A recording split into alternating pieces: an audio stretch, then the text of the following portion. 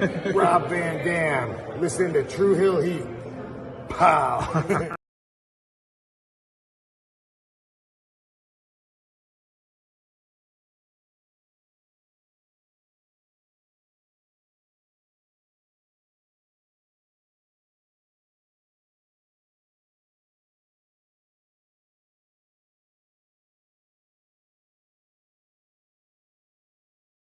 Alright, this is Dan House here, very nice, very evil. You are watching True Heel Heat. Probably should have had MJF do this, but here we are.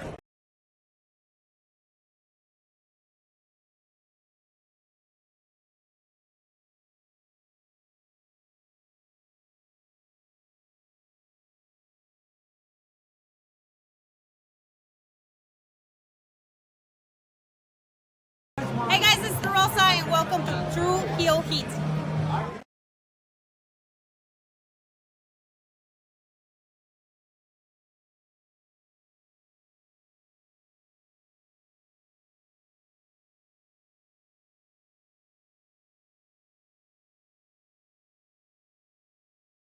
Welcome to True Heel Heat, the place where we use insider terms because we think we know what the fuck we're talking about, even though we don't. My name's Maxwell Jacob Friedman, and I'm better than you, and you know it.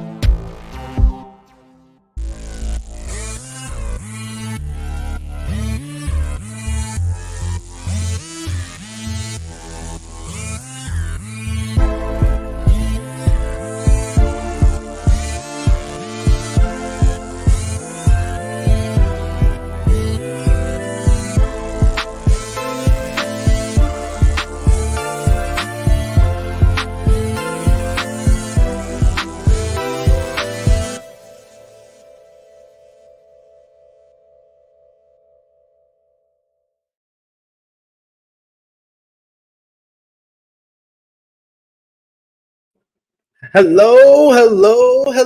It is me, your True Hill Phenom, SP3. We are live on the True Hill Heat, YouTube and Facebook for AEWramble, episode 107, reviewing the August 16, 2023 edition of AEW Dynamite, as only we can. Of course, if we're talking about AEW, we're talking about AEW Dynamite. We can only do it with one person, the man of 50,000 subscribers. And that is why I believe in his first few sentences, he will try to big league me and tell you why he is leaving the show. He is Jimmy Macram. No, I'm already on record. There's no need to keep doing. Once you put in your notice, you don't have to keep putting in your notice every week. You put in your notice. Well, you did it the last 2 weeks. Motherfuckers don't remember you're leaving. That's going to be their issue when I don't show up for my shift. Oh, right. Hello. What if they don't take you seriously? I never got the written notice. I never received it. I said you needed a written notice, or I'm still gonna send you the link and expect you to be here. Feel free next week. Feel free. Put me on the schedule. Yeah, go ahead. Come on, you can't leave me. Why would you leave your friend? Why would you let your friend down? That's not what Jimmy Macram is known for. What kind of R. Kelly ass hustle is this? I did my time. I did my fucking time, and I want what I gotta get. You can't leave. What? No, you can't leave. Pew. I reject your notice. I reject your notice. It's too much fun. You have too much fun talking about Dynamite with me, and the people. Yeah, but what do I have to do? Hearing from you, huh? What do I have to do to? What do I have to do to fucking talk about the show? I have to watch the show. You have to watch the show. Yeah. Right. It's like if Holly Berry wanted to let me fuck her, right? But before that, she had to fuck me. I don't know about the rest of you, but I'm gonna pass. Some of you might enjoy getting fucked. I'm not knocking it. That's your prerogative. But I'm not doing it. Sorry. You got fucked last night for the hours of 8 to 10. Oh, no Vaseline, no nothing. Just right up the asshole. Oh, thank you for that. Hey, you got to see some of your Collision peeps on the show? I know they tried their best. They tried their best to save it, but there's no saving that show. There's no saving that show. Jesus fucking Christ. Oh, no wonder the punk kick people out. I want them infecting my show. Get the fuck out of here. We're going to talk about that and much more, especially the AEW Dynamite episode from last night. We want to thank everybody for joining us live here on a Thursday. We appreciate y'all for joining us, and we're here an hour early. Sorry about the change in plans, but that's why you need to have your notifications on so you always get alerted whenever we go live. But yeah, we're doing it an hour early. Jimmy, he's even making changes to his schedule on his last few weeks with us here. Absolutely. I got another job interview. I get the fuck out of here. Talking to Louis Dangor. I got to talk to him, see what we're going to set up. What? Oh my, I did not know we were going to have to use this early on. The words and opinions of Jimmy Macram do not necessarily reflect those of True Heel Heat, its viewers, or affiliates.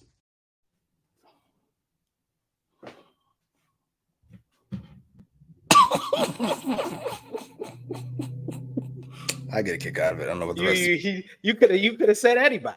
You could have said Meltzer, could have said Sean Ross Sapp. You actually like Sean Ross. Joel Pearl could have said any of the people that you actually like, and you don't just use as a punchline.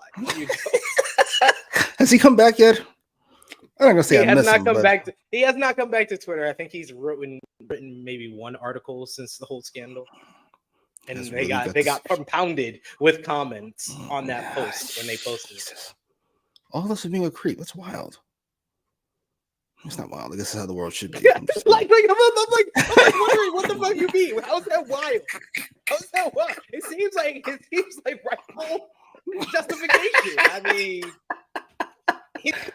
That's wild. How can they do that to that young man? What are you talking about?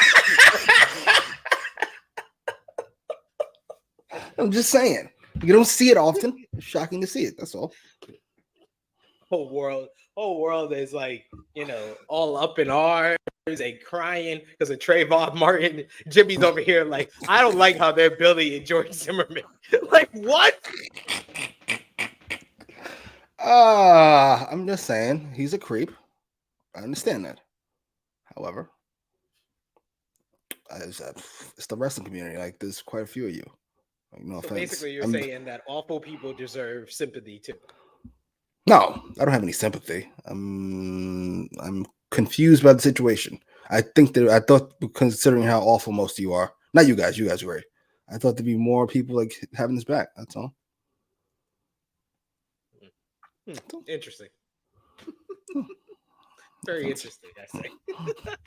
But yeah, sound off in the live chat when Jimmy is done with his thinking pattern and how he takes us off the track. You're gonna miss that. You're gonna miss taking us off the tracks. I am the show too much. Come on, you gotta come. Very much. You gotta be here. Come on, it's the week after All In. I'm not even asking you to be on the All In review. Be on the All In review as your finale then. How about that? Jesus fucking Christ. What a hustler this is. It comes on early in the day. It comes on at 12 noon. So to be over by what, 10 p.m.? Jesus fucking Christ. No, like 5, 6. Oh, maybe I'll watch it. Yeah, and you could be on the review the next day. With who? Sure, Other people I don't want to listen to? No, I'll invite Jensen just for you. Oh my God. I could yell at him by LA Night. Awesome. See, how we get him. We get him. I'm just gonna invite Jensen every Thursday then. Sound off in the live chat. Let us know what you thought about last night's AEW Dynamite. We will highlight as many of your comments as possible, but if you're feeling generous and you want to send a super chat donation, that's the best way to show your support to the channel and what we do here. It goes to our contributors. It helps us give back to them, as well as helps the channel grow. And of course, we will highlight your money on screen with us. Huh? What's my severance pay? You brought up money. I totally forgot. What's my money? My severance pay. Hey, my birthday money. You realize that August month. You know how YouTube works. What are we talking about? I'm about to explain this to you. Like you haven't had a YouTube channel for like nearly 10 years longer than I have. And I was about to explain to you that money made in August comes in September. But I just realized who the fuck I'm talking to. The guy of 50,000 subscribers.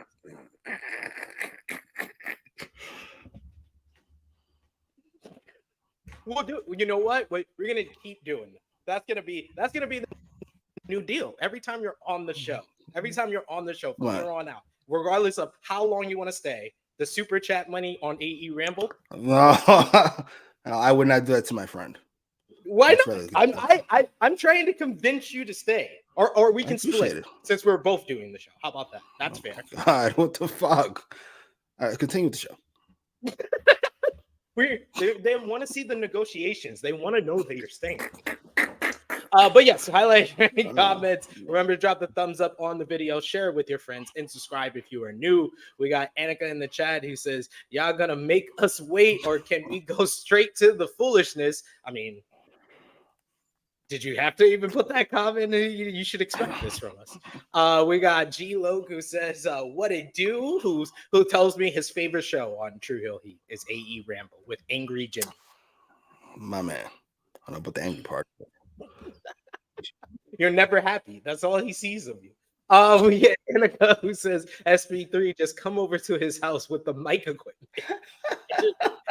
Weird. Like every day. Standing out there with a microphone and fucking over your shoulders, just waiting for somebody to answer the door. Won't be me. I'm wearing a hoodie and a do-rag, so you got to answer the door from me. You're going to be responsible for a black man being arrested in Newark. Oh my God. God, Annika says, now I know Jimmy ain't leaving. After your first disclaimer, we got Vala B saying, wait, Jimmy is leaving? See, you're making everybody sad. You're making everybody sad in the chat. What are you doing to us? Things end. I don't know what to tell you.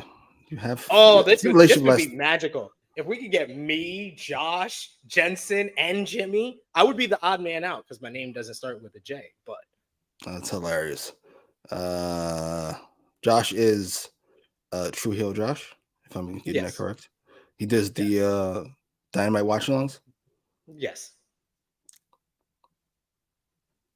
I have no mean comment to make. I saw he was all by himself the other day. I had quite the giggle. For what? Flounder on his own. That shit's hilarious. We got a super chat donation from Vala B here. Thank you, Vala B. Always appreciate that. Showing some love to Jimmy here, saying here's the severance, Jimmy, and also congrats on the 50K.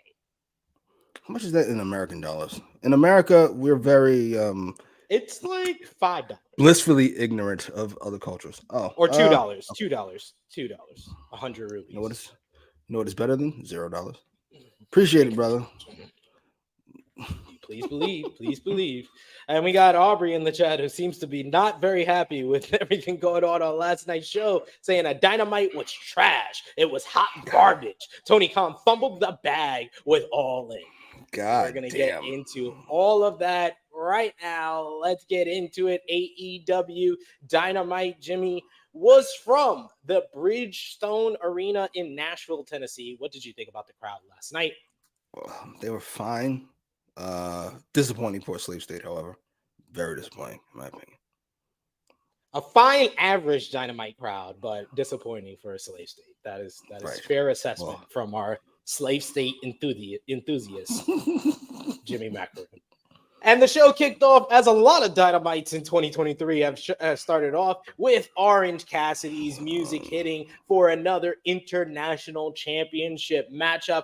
I absolutely adored Orange Cassidy's new video wall that has the world in orange. And then it has up top, it says All Atlantic scratched out. Then it says international champion. Right. That's it. I thought that was new. That looks fucking great.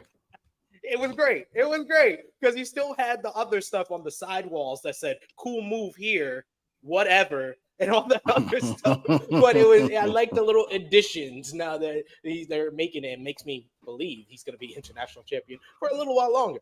But he's going one-on-one with Wheeler Yuta. This is a rematch from just a few months back between these two men, a further development of Orange Cassidy and Best Friends feuding with the Blackpool Combat Club. And these two men, like their previous bout, went out here and had a very good matchup. I don't think it was as good as their first match. I felt like that was a little bit more aggression from both sides. This was a little bit more dominated by Wheeler Yuta that worked over the various injuries and ailments of the international champion, even giving us a callback to the title match that he won against Pac back in October last year, with Wheeler Yuta giving him a power driver on the ramp, similar to what Pac did to him, even taunting him, doing the lazy kicks as he rolls down the ramp.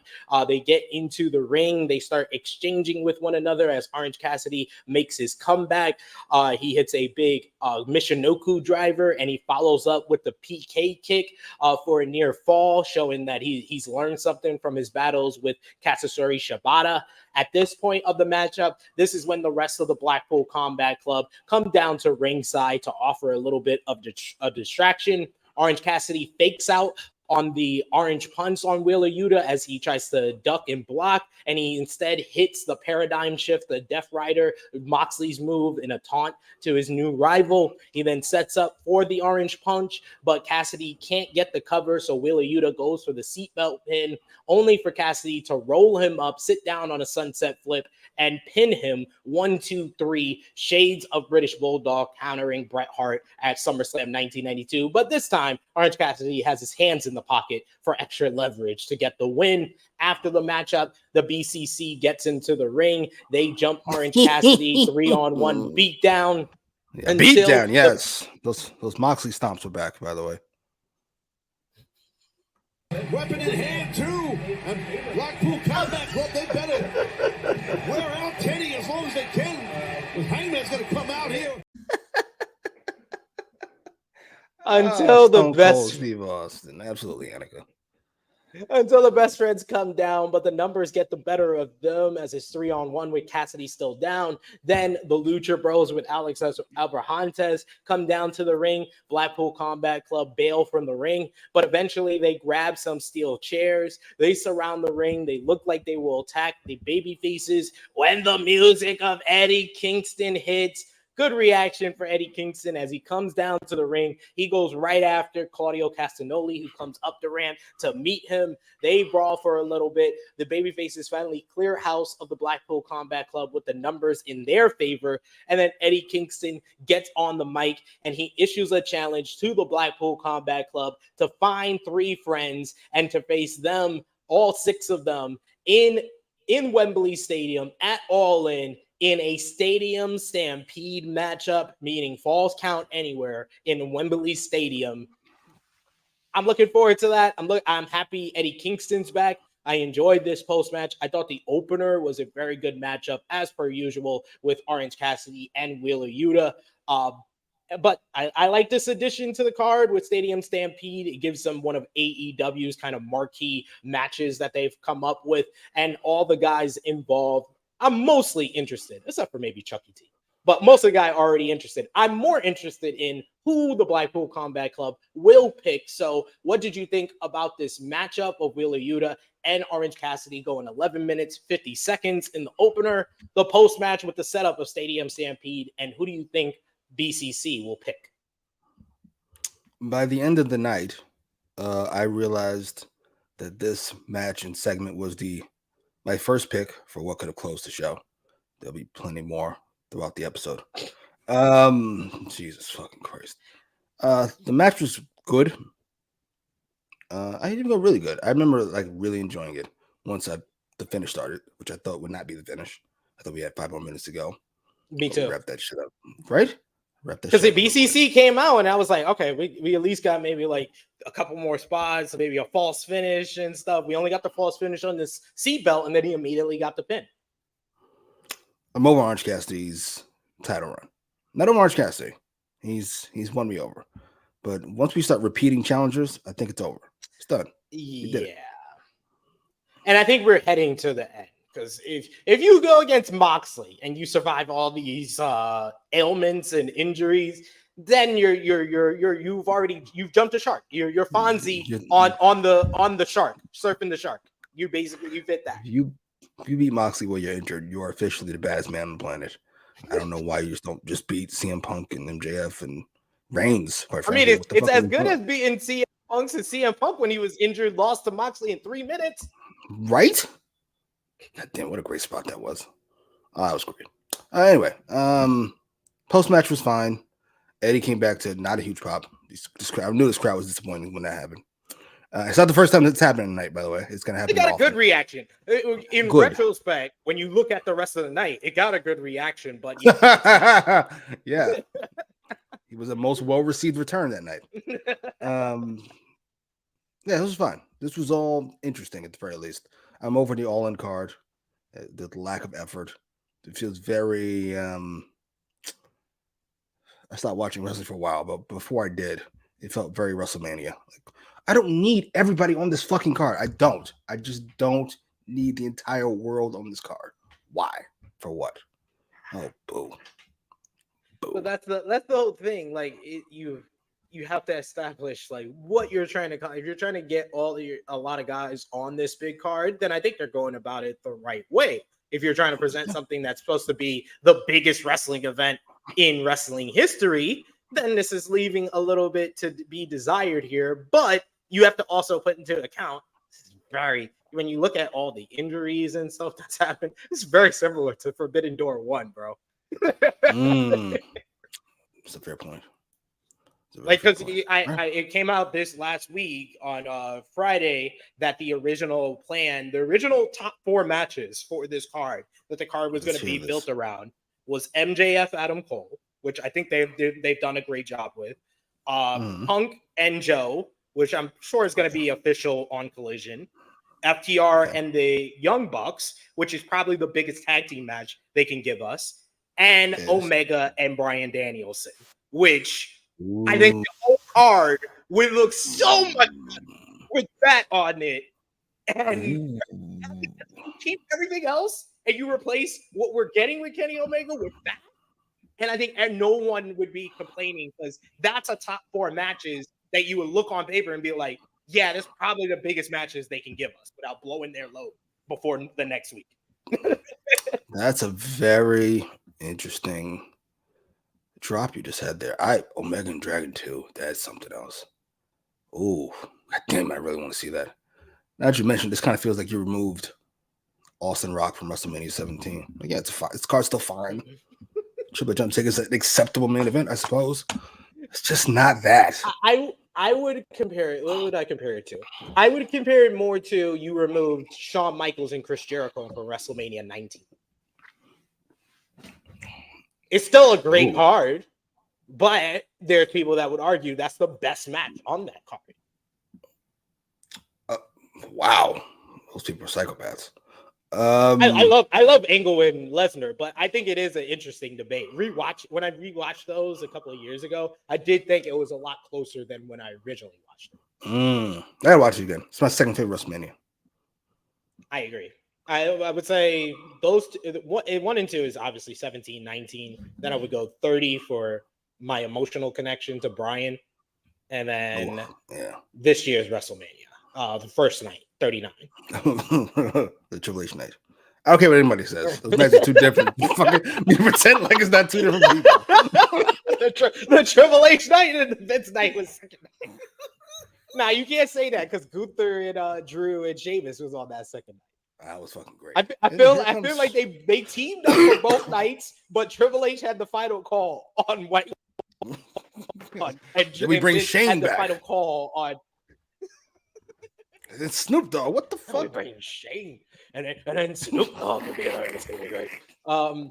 Speaking of news, like I just dropped on you, of course, with the Bryan and Omega. Before we get back to who you think BCC is going to pick for Stadium Stampede, we should bring up now the CM Punk news because that's been dominating the wrestling news cycle this week as CM Punk's caused a lot of drama. Apparently, he did a post-show promo at AEW Collision after cameras were stopped rolling, where he made reference to Hangman Adam Page, saying that he's a peg warmer, which is a term in merchandise terms for toy stores of toys that are not sold well. Says that he doesn't sell merchandise or tickets like he does, and all this other stuff. A lot of people did not like the comments, including Punk himself, because he said that the promo kind of got out of his hands, that he was trying to go in one direction with it, and he just he kind of messed up, and even messed up on his final line to end it, as he was trying to still heat up the possibility of an elite feud here. Then it came out that Hangman Adam Page was actually supposed to be present at the AEW Collision taping, but was turned away at the last minute and told not to come to the building, and instead did his pre-tape somewhere else, which is probably the pre-tape that we saw on Dynamite last night. Why it did look, I mean, we'll talk about what they said where it was supposed to be, but that's why it probably looked a little bit different than what it would have been if they taped that Dynamite. So you had that part of it. Then another report. Then all these stories about CM Punk and different people not being allowed to be at Collision. That Collision has a ban list. And people that have been told to not be at Collision tapings include Matt Hardy, Isaiah Cassidy, Ryan Nemeth, and even head of talent relations, Christopher Daniels. Not all of those are because of CM Punk, but one is saying that CM Punk has some type of connection to why Christopher Daniels is not allowed there, especially since he's head of talent relations and a member of the ROH roster, because he was involved in separating the participants in the All Out Brawl. And since Ace Steel is not able to show up, people believe Punk is saying that Christopher Daniels shouldn't be able to show up at Collision tapings. He also got into a conversation with Ryan Nemeth following his Collision premiere promo, where he talked about the fans being fans of soft wrestlers, and Ryan Nemeth put out on Twitter, literally the softest man alive. And apparently Fightful Select reported that Punk approached him on the Dynamite in Chicago following the Collision first Collision taping, and basically got in his face and asked them if they had a problem, and if they did have so, they could take it outside. There's basically been conflicting reports about how aggressive Punk was with that or not. There's also a story of CM Punk and Jack Perry getting into it after Jack Perry wanted to do a spot with Real Glass backstage for him to take his write-off from the company because he was going on vacation. And CM Punk turned that down and was basically this was a good story for CM Punk, basically thinking about the safety of the people, saying that if the doctors and Tony Schiavone and the producers don't want you to do it, you shouldn't be able to do it. Even saying something as if we don't do that on Saturdays. If you want to do that, take that to Wednesdays. So that is most of the CM Punk news from this week. Jimmy, your thoughts? All right, I'm gonna take this from best Punk to worst Punk, if you don't mind. Best Punk, apparently all these bums, I won't say these bums, I will say CM Punk either heard or was told about the Jack Perry thing, because all these bums could not get through to Jack Perry, so he handled it. Yeah. That's, to me, that's more than an A+. I'm not sure how many pluses I could give him. Though everybody else gets an F. Jack Perry, Tony Khan, Tony Schiavone, whatever producers are there. How can't you talk? This nigga's 12 years old. How can't you convince him to do something on your fucking program? That's outrageous. We'll be after that. Maybe not best to worst. We'll go from least egregious to most egregious. The Hangman thing. I've never heard CM Punk, first of all, admit to a mistake before. Brian Alvarez on Wrestling Observer reported that he reportedly text message Hangman Adam Page to apologize to him. Yeah. Now, he has apologized before, but I've never heard him say it got out of my hands. It's a wild thing for one of the best promoters ever to say. I mean, I've never seen him apologize, especially when it comes to this, because he's been so firm in his stance. He not only just apologized for the promo, he apologized for everything that's went down between them in the past year. Man, well, we don't know everything that happened between them, so maybe he thinks he owes Hangman an apology. Fair enough. I mean, I know it wasn't. I think when you come to your senses, you can realize, being the elder statesman, the top star of the company, you could have handled the situation better. Hangman fucked up first. That's fine, and he not fucked up. He was an asshole. It's different. Fucked up asshole. I think this fucked up is accidental. This was purposeful. Oh no, you can purposely fuck up. I fucked up on purpose. That's not how fucking works. I accidented on purpose. It's not how that works. It's not an accident. I accidentally on purpose. Okay, he was an asshole first, and then Punk proceeded to be the bigger asshole. Empty-headed dumb fuckers. Strong, yes. When you already did the promo. Like that's what I think Punk fans, a lot of Punk fans, because I won't consider you even though you have explained your bias and why it stays with CM Punk, fine and dandy. I won't consider you a Punk fan, because Punk fans are very delusional in the fact of that they think that this all started with Hangman, and Punk's response was the all-out media scrum, completely ignoring the promo when he first comes back. You already got your hit back. Why are you doing more? Empty-headed dumb fuck is so wild. It feels like to me it's the main event. You did it. It's over. You won. No need for anything else. I'm glad he apologized if he was wrong. What else was there? Christopher Daniels. I heard, I think it was from Select, I'm not entirely sure, that Christopher Daniels was one of the people who avoided Punk during Forbidden Door. Is this true? That Daniels and a couple others avoided Punk during Forbidden Door. So therefore, I can't give you the talent relations pass, because CM Punk's a talent, is he not? Why the fuck are you avoiding me during Forbidden Door? So you know what? Great. You're just a guy? Great. Get the fuck out. Beat it. Hit the bricks. You and fucking Matt Hardy and Ryan Nemeth and all the rest of you. I should put Ryan Nemeth closer to the beginning, because Ryan Nemeth's an ass. Fuck him. Who the fuck are you to say anything about anybody? I don't care. You can't say anything about Hitler. Beat it. And who reported this about Christopher Daniels avoiding him? I want to say Select. There could have been one of the other losers. No offense, Select. I like Sab. I shouldn't say losers. Insider or somebody. He's successful. He's I like. He's the only journalist, and I use that word loosely for wrestling, that I trust. Is that a good word? I go for trust. Sure. I buy everything he says. He seems like a straightforward guy. Yeah. Anything else? There's one more. What were we forgetting? Anyway, I'm here for. I'm pretty much all of it. No. CM Punk is. I'm here for the drama. He's never, even his biggest haters never called him boring. Ever. And I just can relate on so many levels. That's what. Yeah, yes, sir. Me and all two people were watching. I think it was. What the fuck's this view count so low for? I clicked on it. Oh, he's by himself. Explains a lot.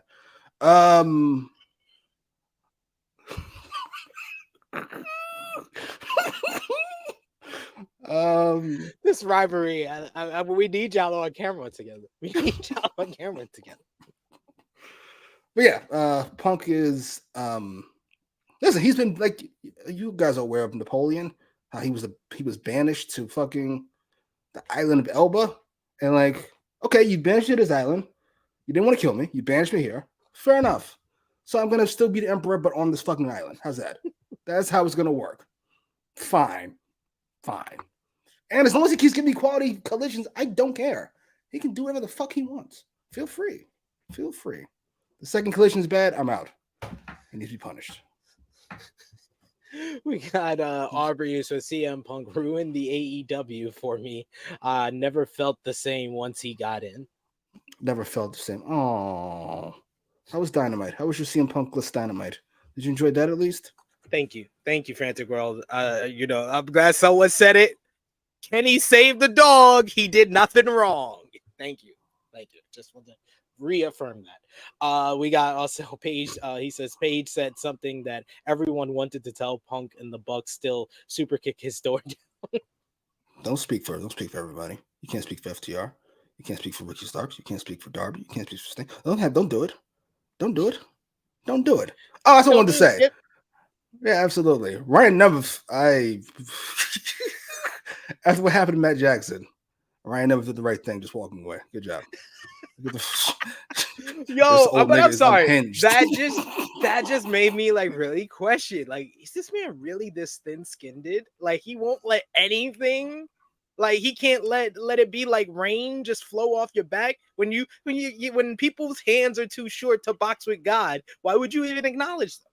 When people's hands are too short to box with God, God has to come down from on high and get in your fucking face. No, God does not do that. That is not what God does. Who the fuck are you to say anything to me about anything? How dare you? What universe are you running, you bum? You can't run your own life. You come with me? Child, please. Leave. Or else.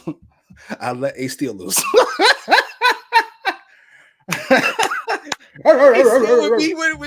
with the chair. He tossed the chair.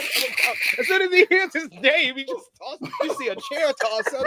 Ryan Nemeth going like, yo, I'm telling y'all, yo, we need to like, I'm gonna see if I can get an apartment with like a studio and we can shoot all these skits of the AEW backstage, back and forth. Yo, it would be hilarious. You're missing out on a gold mine here.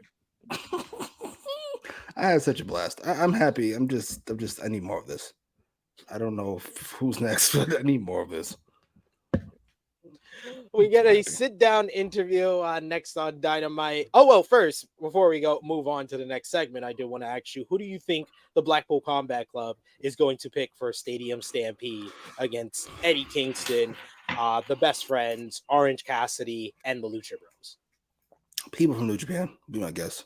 People I don't give a fuck about. A lot of people are saying Shota Umino is probably going to be a part of the team. I say you go for the picks that's going to fuck with Eddie the most. Santana, Ortiz, Homicide. Oh, that'd be great. That'd be really good. Ooh. Oh my God, I'm sold. And plus, Santana and Ortiz have experience in the most experience in that stipulation. They've been in the first two Stadium Stampede matches. Do they still not fuck with each other, though, is the question. I don't know. I don't know if time heals all wounds or not being on TV heals all wounds for Ortiz. But I would get on the same page because I think that's the best thing for y'all in your future in this company or in the business, maybe. Santana, I think Santana has a future as a singles, but I don't know about Ortiz. In AEW? Not in AEW, but maybe on like the Independence, Impact Wrestling. I don't know if WWE would take a shot. That feels like a stretch. Even if I assume Vince was gone, it still feels like a stretch. Yeah, I can see him on NXT, but not a success on the main roster. But yeah, that's my best pick. Yeah, Annika, Eddie and Homicide have always been boys. They just teamed up with each other on New Japan actually recently. Wow. Yeah. Awesome. Yeah. And Homicide just teamed up with Jon Moxley over on New Japan. So there's the connection there as well. So it'd be easy to explain, like, oh, I was just with him in Japan and boom. But yeah, probably be Shota Umino and some people from New Japan you don't know. We get a sit-down interview with Jim Ross talking to Kenny Omega, and he talks about his history and his past with Don Callis, saying that Don Callis was friends with his Omega's uncle, the original Sheik, and helped him get whatever he wanted. He explains that when he would always kind of coach him when it came to hockey, and he would spend all of his weekends focused on hockey, and Don would even give him these pills and supplements that he didn't even know how to pronounce it. Yes, Don Callis was doping Kenny Omega as a child. Then he talks about how Callis picked another golden goose in Konosuke Takeshita because of his history with Konosuke Takeshita, talking about them fighting each other in DDT, and Omega looking at Takeshita as somewhat of a protege, and Don Callis knew that, and that's why he recruited Takeshita, got in his head, and has turned him against him. But he honestly just wants to end all of this. He wants to move on from the toxic relationship with Don Callis, but he says that he knows that it's gonna probably be the hardest thing he has to do. And at this point, of course, he is proven right by Don Callis showing up at the interview at Daly's place. He distracts and talks about how they're going to need hours of therapy and a whole special to talk about all of Kenny Omega's problems. And he distracts him long enough for Konosuke Takeshita and Bullet Club Gold's Jay White and Juice Robinson to jump Omega in a big beatdown here at Daly's place. Takeshita breaking a 2x4 over Omega's back. They throw him into the garage door. All the while, JR, man, you remember the days when JR used to have sit-down interviews that would end in some type of beatdown? He'd be like, "Why'd you stop? Why'd you stop? God damn it!" JR is just here like, too old for this shit, and just walks off. They fucking him up. Damn. They fucking him up. That's fucked up. I'm not even gonna call for help. I'm gonna get the fuck up out of here. So Takeshita and Bullet Club Gold lay out Kenny Omega, and this seems to set up Takeshita and Bullet Club Gold as new enemies to Kenny Omega, and it proven right that we're going to get a matchup with these guys involved up next as they go back to commentary, who say that Kenny Omega was taken to a nearby hospital following this beatdown, where Hangman Adam Page was waiting to meet his friend, and Page actually is there nearby outside of the hospital as he has a promo here, and he talks about how they think that what they're doing, and they think that they can get the better of them, but they want to match up and they want to finish this with the Don Callis family and Bullet Club Gold at All In at Wembley Stadium. It will be Kenny Omega teaming up with his two greatest tag team partners of all time, himself and Kota Ibushi, in a 6-man tag against Switchblade Jay White, Rock Hard, Juice Robinson, and Konosuke Takeshita. What did you think about this angle to set up this dream 6-man tag here? Dream? What? I was enjoying the interview with JR. They're both really good at what they do. JR, obviously. Sit-down interviews appear to be more his specialty. And calling a main event without Excalibur. And I think Omega's good in these pre-tape settings. He is. He comes up, he really talks. He talks like a human being, which is very rare in wrestling. And he feels like a star. Once the beatdown started, this was rough. And it's nobody's, I can't say it's nobody's fault. It's nobody who's a talent's fault. The editing was horrendous. It was oddly paced. Sound design was terrible. Like JR looked kind of weird. Like they cut to a different day. It was weird. It was like he's getting beat up over here and JR's over here. Like he's producing it. He's like, I didn't like the way that looked. It looked great. This was just, and then the Hangman thing. Speaking of production value, what the fuck? He's at the hospital, really? Outside the hospital. I did love the touch of the EMT coming up to him, saying, "You can't drink that outside a hospital," and he chugs it and hands it to him. That, I will say, that nearly saved the explanation. That nearly saved it. Nearly. So this looks awfully a lot like things we've seen before. That's weird. Why is there no natural outside light outside of the hospital? Why is there no noise? Like it's inside. Why is there no noise? It's a hospital. Folks getting their life saved. The fuck are you out here in the complete silence for? This is just why are we? I was gonna say this is Bush League, but I've got to save that word for later on tonight. Holy shit! Are you okay with this as a matchup for All In? It seems like this was to basically accomplish two things: to continue the Omega Callis Takeshita thing, and to get Bullet Club Gold on this card. Yes, I was about to say, and I don't like Bullet Bullet Club for that matter. I don't like Bullet Club Gold being flunkies, or Jay White being a flunky. Rather, that's an odd choice. I need a promo from Don Callis to be like, well, I'm the person that negotiated for Kenny Omega to originally be in the Bullet Club, so I just reached out to my former business partners again. Make it like that, so it's not he's like leading, or you're like it, or like they're hired. I mean, it feels more like they're hired guns than they're being lackeys. Yeah, I guess it feels beneath them though, especially after all the work they did on Collision. Is that another win for Collision, right? I don't need to wait for the final Dynamite score. Last week Collision won. Okay, just want to make sure. Yeah. Oy, this was rough. This was on the rougher side. It's kind of, I don't say embarrassing. Drunk Hangman, that's what I want to talk about. Why? I thought when he's happy, he doesn't drink.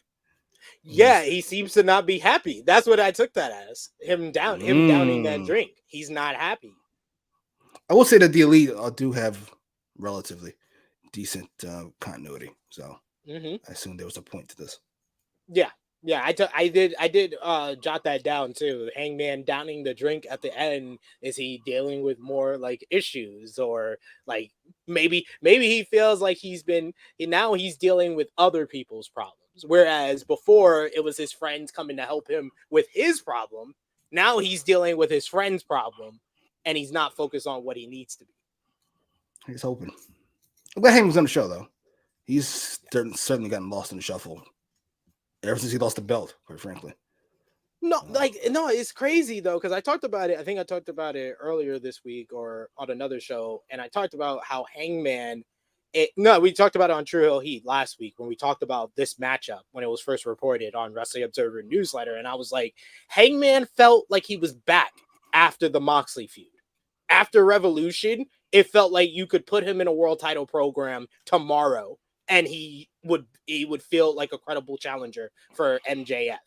And then through parts of the BCC Elite rivalry, he felt the same way, especially when he comes back with the eye patch and he looks like an absolute badass and he's the difference maker and he's the one that cuts the promo for the reunion for the Elite. Like that said something to me. And even through parts and in a lot of the matches, he looked good, but after Blood and Guts, there just was a complete drop-off in attention to the Elite. Like, it felt like the Blackpool Combat Club immediately got into their whole rivalry with Best Friends and Lucha Bros, while the Elite were just not on TV for like a week and a half and not doing anything. Why don't you do like a pre-tape or something? Like, have Kenny Omega be like, I still got to deal with the Don Callis family. Have Hangman Adam Page say, now I can focus on the world title and stuff like that. Like, there should have been some type of follow-up for the Elite after Blood and Guts. I feel like that's been the issue with all the members of the Elite, and why even there's people complaining that the Young Bucks have immediately got back into the world tag team title scene, and that Kenny Omega is in this matchup and not a singles match at all. I agree with those people. This has kind of been a mess. I don't know why that is. I don't know if the Elite are more hands off because they don't want to be what do you call that? Considered player coaches. But you got to put more hands on if this is the result. Because holy shit, your boss does not know what he's doing. Sorry. I love that. Sorry to break the news to you. We got Kid Get Money. CM Punk got no problem letting the boss know what time it is. Here's what we're doing. That's the guy you got to be. You can't Here even we go. Fuck Your head of talent for. relations cannot be here. Get the fuck out. Here. Kenny can't say I want to fight this guy. What the fuck are you doing? You better say something. God damn it. That nice guy shit ain't gonna work out. CM Punk found it out a long time ago. Kid Get Money being Kid Sends Money as he sends a super chat donation. Thank you so much, sir. Saying Kenny getting his ass whooped in Daly's place, just like everyone else that comes to Jacksonville. So play the Jaguars. It was always the Jags. Hashtag Duval. Always. What a highlight he always is. Love it every single time. We got Frantic World that says, are we getting Drunk Hangman again? I hope he was very interesting. He was very interesting back then. And then we got I did like the cohesion. Despite my issues with how the segment was laid out, I did like the cohesion of us. There was some part of me, I will say some part of me, that like the cohesion of going from the interview from yesterday to Hangman outside the hospital to Don Callis in the ring, even though there's another part of me that wish the Hangman part would have been later in the show. Yeah, I wish we would spread out almost all of these things. I don't like them all bunched up together. I would have probably done the the interview and the beatdown, and then the Don Callis interview, and then Paige's promo later on in the night. Perfect. But here is Don Callis in the ring, and he's got another painting under a blanket, and he's here to get Chris Jericho's answer to joining the Don Callis family. Cue Jericho to give his answer, and while he says that he's the one who starts factions, he doesn't join factions. And what happened last week with the Jericho Appreciation Society really got to him. Despite all of that, his answer is yes. Yes, he's going to join the Don Callis family. Callis is stunned and happy. He says, like, he doesn't understand. Jericho explains that, you know, he said he wanted a change, and now that the Jericho Appreciation Society is done with, he says that now he has the opportunity to accept that change, and having Don Callis back in his corner will allow him to win back the AEW World Championship and regain all the gold, and the Don Callis family will be the most powerful in AEW. Don Callis wants to celebrate with Chris Jericho and get out of the ring, but Jericho wants to see what the painting is. Don Callis gets a little bit nervous, and he's like, no, it's just a painting of me and Bad News. I have it sent to you. But Jericho really wants to see it, so he comes over, and the blanket comes off to reveal Don Callis had no faith at all that Chris Jericho was joining his family, and he had a painting made of Callis holding Jericho's decapitated head. It's a dope-ass painting, though. It is. Shout out to Mel Coleman Art. Great artist online. So she does great work. Does all of the Don Callis paintings.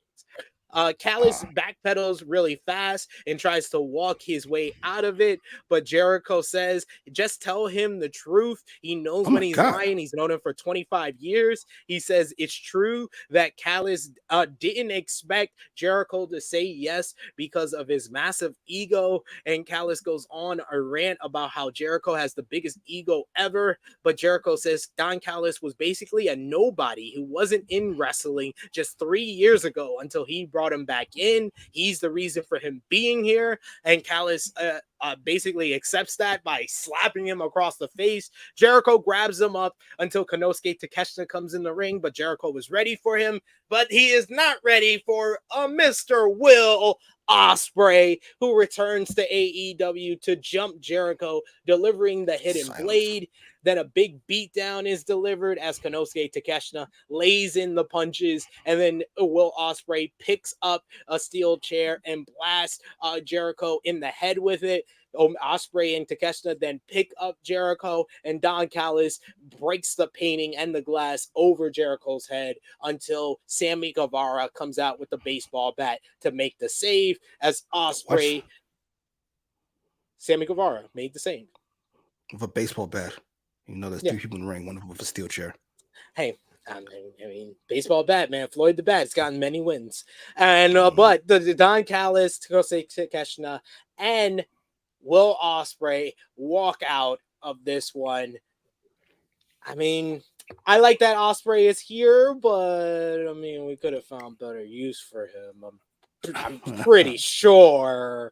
But later on in the night, we do hear from Chris Jericho, who cuts a very passionate promo. He's getting cleaned up backstage after he's been busted open by Ospreay with the steel chair. And he says that Will Ospreay could have had a matchup with Chris Jericho. He could have had it since 2021, and it would have happened without the pandemic.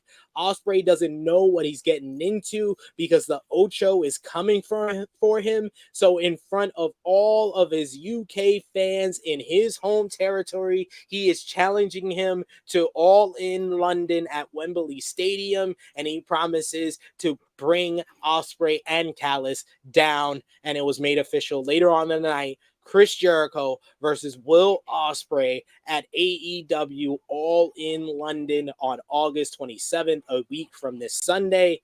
What did you think about this angle with Jericho answering Don Callis? I have many issues. Before you go, I will say, first of all, Chris Jericho's not a babyface, folks. And maybe this was done purposely because of the fact that Will Ospreay will obviously be the babyface in Wembley Stadium, although the reaction in Nashville, Tennessee did not tell us that at all. Yeah, the lack of reaction to Ospreay, that was another point of contention. Jericho joining the Callis family and then being revealed that Don Callis is actually an asshole, that doesn't make me feel any type of sympathy towards Chris Jericho. I think he's a dumbass. I think this match should probably be Sammy Guevara versus Will Ospreay. Like, I would take that over Jericho and Ospreay, and I understand Ospreay and Jericho want this matchup. And I understand for casual fans, that is probably the biggest name that Will Ospreay could face. But I don't know how this match is going to be. I believe in Will Ospreay more than anyone to get a great matchup out of Chris Jericho, but it could have been so much better for Will. What did you think about this angle? What did you think about this segment? I did like Jericho's promo backstage, but what did you say? I'm just not interested in the matchup like most people, and I'm sure you as well, Jimmy. I really enjoyed the segment. Don Callis to me is one of the better wrestling actors. Yes, he said yes about 12 times. Yes. That was great. As was the reveal that he had no faith. He made him look like a fucking evil villain. It's just I like Don Callis so much. Jericho like dumbass, kinda. A hypocrite, and not in a good way. Usually villains being hypocrites are fun. This one's felt kind of weird. You're joining his family, even though you think he's the worst person in the world. That feels like a bad idea. Will Ospreay came out, and I wasn't sure that was Will Ospreay because it was so quiet. I was like, it can't be Will Ospreay. Who is this guy that they brought out here to fight Chris Jericho? It's like that Kyle Fletcher. Yes. What is this? This crowd stinks. This crowd stinks. That segment I would have no problems with just that segment alone if it wasn't for that crowd. If that crowd would have reacted to Ospreay, the segment would have been much better. It was shocking. As far as the match goes, I've never seen such a big card be so disappointing. It's just like a lot of people want to see on the show. A lot of matches that should be good matches on the show. I don't care about most of them. This is outside of Adam Cole and MJF. Pumpkin Joe. We just did that 3 weeks ago. I think they were saving though. When you go back and watch that, they were saving. And they niggas are 50 years old. They ain't saving shit. I don't know. I'm sure the card would be fine. You said you were interested in Sting and Darby versus Swerve and AR. I'm so into Swerve right now. I'm sorry. Swerve's great. Yes, I do too. I'm so into Nana. I'm sorry. When we get to that, I might. Man, I think we all know what the best segments of the night were, but third was Nana. I'm sorry, Nana with Joker Sting. That was the third best segment of the night. If Callis' family, if Ospreay's in the family, which I assume he is, Ospreay, Takeshita, that's a solid foundation. Maybe 2 more guys, a tag team, I suppose. Ospreay, holy, please don't. Oh my god, they already got the connection with Ospreay. They got buried on the show already. We're done. We're done with them. These bum ass tag team got to jump it and they got their ass whipped. What are we doing? What the fuck? Welcome listen, everyone. We got a little bit of a jump in viewership. People are coming at the time we usually start. We started 1 hour early, folks. Don't worry. You didn't miss much. We didn't get to MJF and Adam Cole yet, so don't worry. Indeed. Long as Ospreay goes over relatively painlessly, I'm here for it. Sure, whatever. Yeah. Though I don't think them wanting to do it is an excuse, by the way, because I find whenever wrestlers want to do things, it doesn't always work out. Also wanted to turn heel, right? WrestleMania 17 brought the whole fucking company down. No. It's not your call. Sorry. To be fair, he is versing Shingo Takagi the night before, so he needed the day off. So Jericho was the best they could do for him. It was like, we need a big star, but we also need Ospreay to have a day off. Chris Jericho. Oh, perfect. It works for me. Jesus. Well, Ospreay was like, this is the guy I wanted to face. Okay, great. All right. We do have a super chat donation from our good friend Caden, showing some love. I love how people are sending more super chats since I threw down this edict. Caden saying, this show kind of stunk. You should. This show kind of stunk. That's all I gotta say. Jesus. Let me tell you something. Caden said the show stunk. This is the worst show of all time. It's a fact. If he gave it a D, it's like an F. Holy shit. I will say, as far as what the focus and the goal of this show was, I don't think it was to have a great show. I think it was to set up for All In, which I think it did accomplish that. It just accomplished that in spite of having a great show. I've never heard that before. The goal wasn't to have a great show. No, that's always the primary focus. This is what I don't think it was. I don't think he's it a was. suit. He stinks. Can we just admit he stinks? He stinks. He's just bad at his job. That's all I'm asking. Is we admit. Shay says, I need whatever TK was on last night. It did feel like a very frenetic paced AEW. Even for Dynamite, which is always even for Dynamite.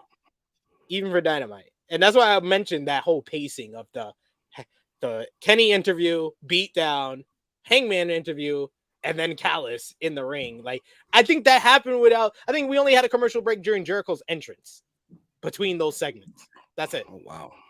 I think those three very important segments, they did not let any of those marinate very much. Which is weird. Maybe it's because we had the Collision guys on. Let's say and then I think after the Jericho Callis segment, they get Jack Perry interview, and then they go right into Gates of Agony versus Darby and Nick Wayne. That was so wild. It was so wild because the whole follow-up was, he say what I think he said? All right, I'm moving on. What? Sure. This is like a giant deal. Oh, well. I wish they would have went back to commentary and we would have heard Taz on camera saying that. Yeah. We have a bunch of people saying TK was on something on this one. Ricky saying, did I miss the Texas Chainsaw roast? No, you did not. Don't worry. It's coming. We had Trey who says Ospreay versus Jericho doesn't do it for me. We got ALW who says didn't like this episode of Dynamite. We got Ricky who says the fact we're not getting Punk versus Hangman or Kenny versus Ospreay fucking sucks. Both of those matches had no chance of happening, Ricky. So I would honestly go back to the drawing board on your booking before you complain about somebody else's booking, because Punk and Hangman are as far away from having a singles match as humanly possible. And Kenny and Ospreay, I think it would dilute that second match. The reason why that second match resonated with us the way it did is because it came 6 months after Wrestle Kingdom. If you have this match come 2 months after the Forbidden Door, it's going to dilute that one, and it might dilute this one. I will say this. I love CM Punk. It's a fact. One of my favorite wrestlers ever. He's the best promo on AEW. He's the most interesting character with relative ease. Instead of maybe MJF. I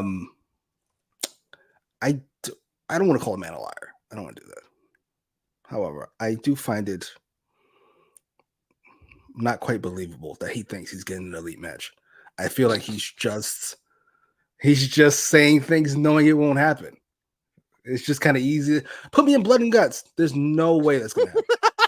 Even if they all loved you, that's not going to happen. This is just helping him be like, they're the reason you're not getting this matchup. This is that. Yeah, I know that's his whole thinking. It's like very obvious to people from the outside looking in. If you really look. He's like, I'm trying to make amends, and these bums don't want to do business. All right, well, forgive me for anything I say from here on out because I've tried. I've had it up to here. That blood gut shit was wild. It's like, even if they all loved you, that's a bad idea. What are we doing? Like, it's not even like one side likes you and the other doesn't. Both sides don't like you here. What are we doing? Oh man. Oh. Yeah, Punk and Hangman, that'd be fun. It's just not happening. It's not happening, guys. It's not happening. We got a bunch of people talking about a whole bunch of stuff that we're gonna talk about here. Next up, we had Jack Perry going. He had an interview where he talked about last week getting the win over RVD, and he says that next week he's gonna listen to RVD and listen to his suggestion that he had when he said that he has been known for basically winning championships and retiring titles. Well, Jack Perry says that he is thinking about retiring the FTW championship next week. So what did you think about this interview from Jack Perry right here, recapping what went down last week? I assume this leads into a confrontation with Hook or with Taz or with somebody. Either way, I like the follow through. I feel like Jack Perry's story has been, after a rocky open, that promo is horrific. It's had a solid kind of follow up here. It's had a story. We went from beat to beat while repeating the same beats over and over again. This kind of works for me. I'm a fan. I like the fact that it feels like he's just moving on from the ECW portion. It was a 3-week thing. He did it. It's over. Move on. Great. Yes. I was like, yes, this is great. I'm actually a little bit intrigued. I'm more intrigued in Jack Perry than I am in Will Ospreay versus Chris Jericho. Wow. I think I agree, quite frankly. Yeah. I want to see what happens. Yeah. I'm more intrigued on what happens next with them. Next up, we had tag team action. It was Darby Allin and Nick Wayne coming out to face Gates of Agony. Gates of Agony jumping them from behind to start off the matchup. This would happen more than once on this show, like a lot of other things. We take an early break, and we come back to Allen getting the hot tag, rolling Khan up for 2. We get a nice little double team from Darby and Nick Wayne with a super kick into a crucifix bomb. They start going crazy with the double teams at the end, where I was like, I kind of want to see them as a team now, especially this finish. I don't know about you. I love this finish of the moonsault, the Ahari moonsault off the top rope, while Darby Allin did the coffin drop at the same time. They hit that smooth for the win over Gates of Agony. After the matchup, the Swerve Strickland and AR Fox, who were on the ramp along with AR Fox and Swerve Strickland were on the ramp watching. They were about to come down to the ring to jump Darby and Nick Wayne, but they were stopped by none other than Sting, who is here, and he's got his Joker face paint as he has apparently kidnapped Prince Nana. He pops up on screen and he says, "We're coming up on the biggest show in AEW history." And he tells Prince Nana to say it with me. You know the line. It's showtime. And then Nana screams and runs away. And Sting says, "Come back, Nana. I'm so lonely. I'm so lonely." I love Joker Sting. I'm sorry. The men, I was like, I don't know if I like this or not. And then they stayed on the segment after Nana left. And he's like, "I'm so lonely." I busted out laughing. I was like, Sting is just having a ball. I enjoyed this way too much. I'm sorry. This out of all the post matches that we saw on this show, we got a lot of post match stuff on this show. This was my favorite. I don't want to say I like Joker's thing. That's way too strong. But it is enjoyable somehow. I don't know quite why. Maybe it's just seeing this grown-ass man go for it. Just go for it. Fuck it. No, no shame, no anything. Just fucking... All right, well, fair enough. And we got Nana. The match was fine. Like, who cares? Like, Gates of Agony, like, I don't find them to be good in general, and then they're not treated like a big deal at all. Every time I see them, they're losing. Big Man Dogs look like punishment. Big Man Dogs is saying this episode was so bad it was good. the fact that his avatar is Roman Reigns laughing as it says, "I love this episode of Dynamite," kind of proves the points. This was fine. This was fun. This is one of the few matches that has a decent build-up, quite frankly. And decent is strong. It's ebbed and flowed probably way too much. How we tried to murder Nick Wayne. Now Sting's laughing about something. You got to go to that creepy side to match them. They took it to this next level. Sting is just matching them. I got you. So what's the move? Why didn't we murder Nana? He gonna put him in a coffin. Wembley Stadium.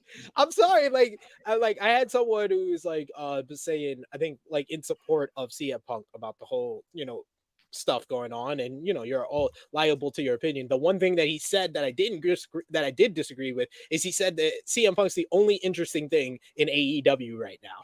And he said it, he didn't say it's the only interesting thing to me or it's the only interesting thing in AEW. He made it seem like that was a fact. And I was like, well, did he say the most or the only? The only was the key word. That's why if you said most, I was like, I can't argue with you. That's to you. That's a point of contention to you. When you say only and you don't say to me, that makes it come like a fan. I'm like, well, based on numbers and how business works, MJF and Adam Cole is definitely the most interesting thing. So he's like, well, that's not very interesting to me. And I was like, well, that's interesting to most people from what we've seen with the numbers and how everybody's been feeding back to that. I said, I think Sting and Darby Allin with Swerve and AR Fox is interesting right now. But that was why I was bringing that up. I was like, that's one of the other interesting things going on in this company right now, and especially on Dynamite. Agreed. As long as Swerve comes out of this, like where he is right now, I prefer he be elevated, but he's black, so I doubt he wants to do that. Yada nigga will be happy with that. We let you in the house, wipe your feet and be happy. I will call this a net positive. Swerve has come out of this looking like a star as far as I'm concerned. And a murderer, but mostly a star. And a murderer, yes, and a murderer, a child abuser. Joker saying was my favorite part of the show. I don't blame you. It's just so good. We got Kaden. It says him singing "Na na na na hey hey hey." Yes, he's so great. Annika saying Joker Sting is great. Come on. Chase saying Joker Sting is a TNA legend. We got Annika who says this is cinema wrestling. Oh my God, what are we doing? Cinema. Mighty have fallen. We got Ace. His Joker Sting was great. Chilling with Chase, retelling the story from the original Joker Sting, saying Hulk Hogan drove Sting to insanity. Yes. Hogan being in charge. Indeed. We got Frantic World who says Joker Sting was like, let's put a smile on your face. We got Sleeping Angels who says, I agree, SP3, CM Punk, not the only interesting thing in this company. We got Annika who says, this is the story when Joker is the hero and Batman is the villain. Yeah, Swerve is Batman here, folks. Why? Because he's facing the Joker? That's it? No, because he's rich. He's rich and he has everything at his disposal. But he's versing a crazed good guy, the former Batman, who's now the Joker. Fair enough. We also got DJ Eric joining us saying, "Sup, good brothers, SP3, King of Disclaimers, Jimmy Macram was the old TNA booking committee booking the TCM last night." Oh, we're going to get to that. And yes, and the coat. And the coat, Jimmy. The coat. The coat is clean. It is. And the mask. Very good. He not wears. And Nana just doing, and that's word. And I tried, man. This 40-year-old man dancing like that is just perfect. I'm sorry. Of course he's from Brooklyn. We used to see performances like that on the train. Oh my God, absolutely. Please stop flipping. You almost kicked my girl in the face, you adult. But when they're Nana's age, they're usually crackheads. That's hilarious. Okay, it's time to talk about the best segment of the night. Adam Cole and MJF as they went on a journey to discover how to defeat and plan for Aussie Open. First, our best friends, Better Than You, Bay, took themselves to Outback Steakhouse after eating. MJF says that he knows that they're done because that was the best food he's ever had. So how can they beat an Aussie team? Later at the arena, Cole has the DVD of Crocodile Dundee 1 and 2. MJF, though, has a better idea. He says that he's been watching kangaroo boxing on YouTube, and he says he has the style to defeat them. It's kangaroo fighting style, and he shows him the deadly kangaroo kick. Cole isn't convinced though, so they put on some Australian hats and some accents like Steve Irwin, and they go crocodile hunting with some fake crocodiles backstage. They do their hunting in their hats and they're scouting everything, and then they see an attendant who is upset that all the crocodile stuff is here, and they decide to deliver the double clothesline. They deliver the double clothesline to our attendant backstage, but that leads to them getting into a little bit of trouble with Tony Khan, who yells at them in his office, and then basically comes out, does a little comedy bit with them. I thought this was very entertaining. A lot of people thought it was their best vignette yet. I wouldn't say that much, but I just think that this was just them showing that they can get anything over. It doesn't have to be elaborate, doesn't have to be the trampoline park, doesn't have to be them going out for drinks and playing video games. They can pretty much make anything work, and that's what they showed here. What did you think about this one? So a lot of people didn't like this. They're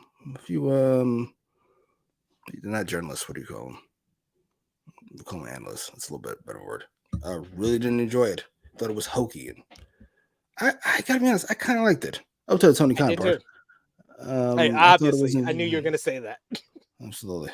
Like, why? Why are you here? Why are you dressed like fucking Tommy Lee Jones and Men in Black? Like, you look ridiculous. But it was fun. All in all, this was great.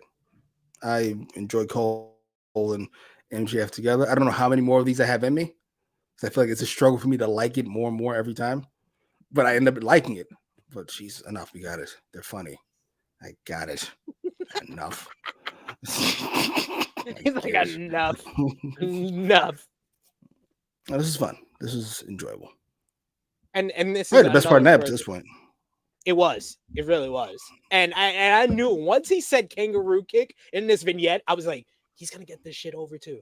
I was like, he did it in record time. He did it in record time on this one, where instantly when he came out and says it, they instantly start chanting it. It was ridiculous. I was like, this man is just miraculous. I do agree with Chase though here. He says Tony Khan with the best acting he's ever done. When the other competitors for that spot are his hostage reading of cue cards, and then who did he announce? Was it Jay White for the first Forbidden Door? He's like, no, he didn't announce him. He was announced Forbidden Door, and then Jay White's fucking music hit. He went, yeah. This is the best with relative ease. I'll never forget that shit. That shit was shocking. Nigga, you practiced all day? That's what you came up with? Oh my God. Jesus. DJ Eric saying kangaroo kicks and double clotheslines, the simplest moves he will get over. We got Aniko says, just keep Tony in the office yelling. Perfect.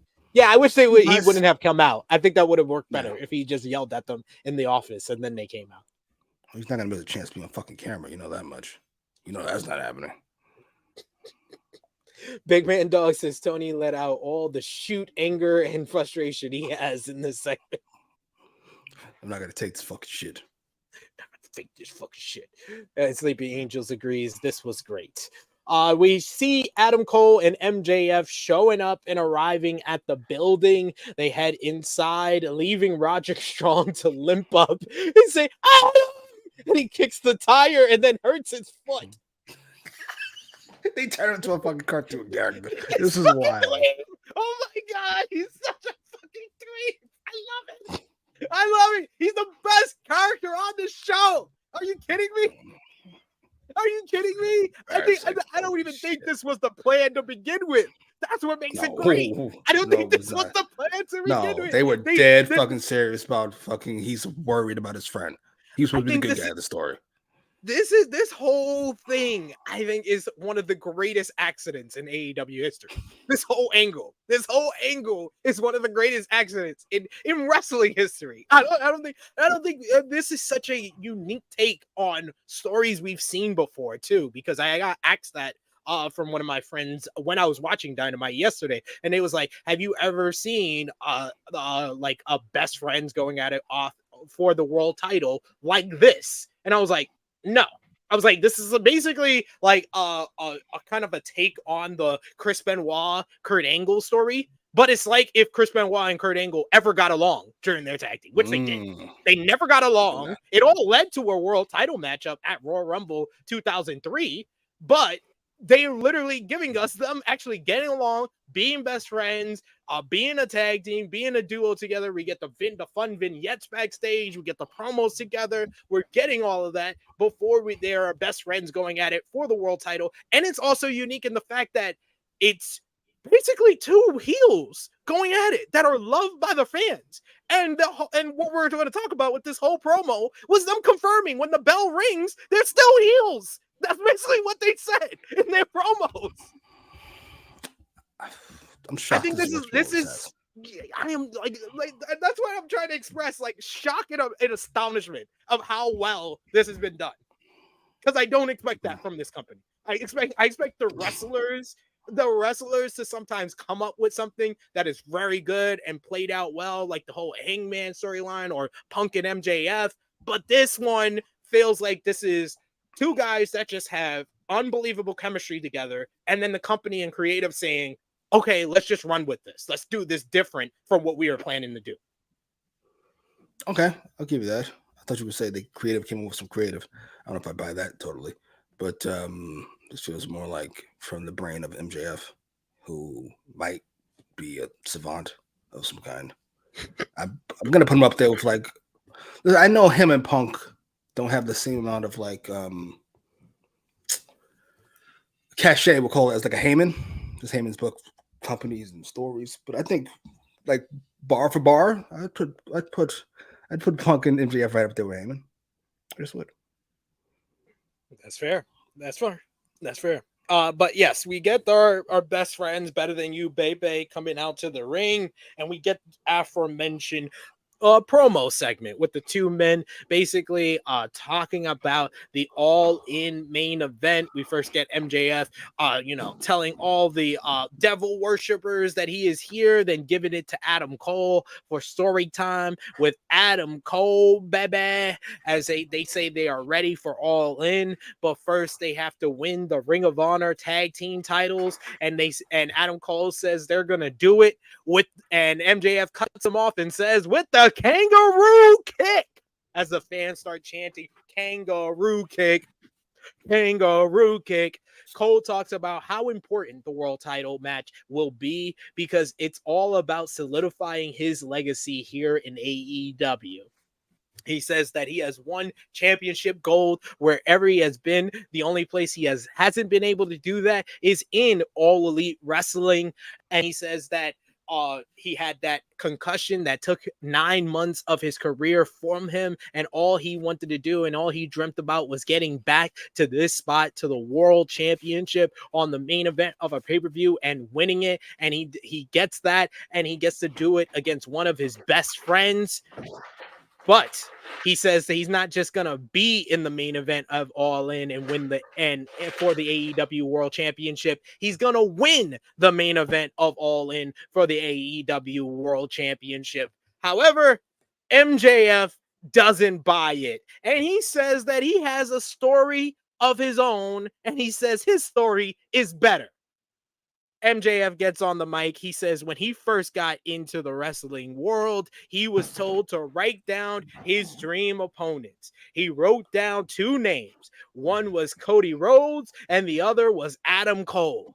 Then he had been working so hard to get ahead of the independent circuit. And when he heard about this special show in 2018 called All In, he messaged Cody Rhodes. And somehow, some way, after some time passed, he got a spot in the opening match. And despite having no business being on the card, he opened it. And despite losing, he made enough of an impression. And it was enough to get him a contract with All Elite Wrestling, because Tony Khan was at All In 2018, and that started the building blocks for this company. So without All In, there wouldn't be an MJF.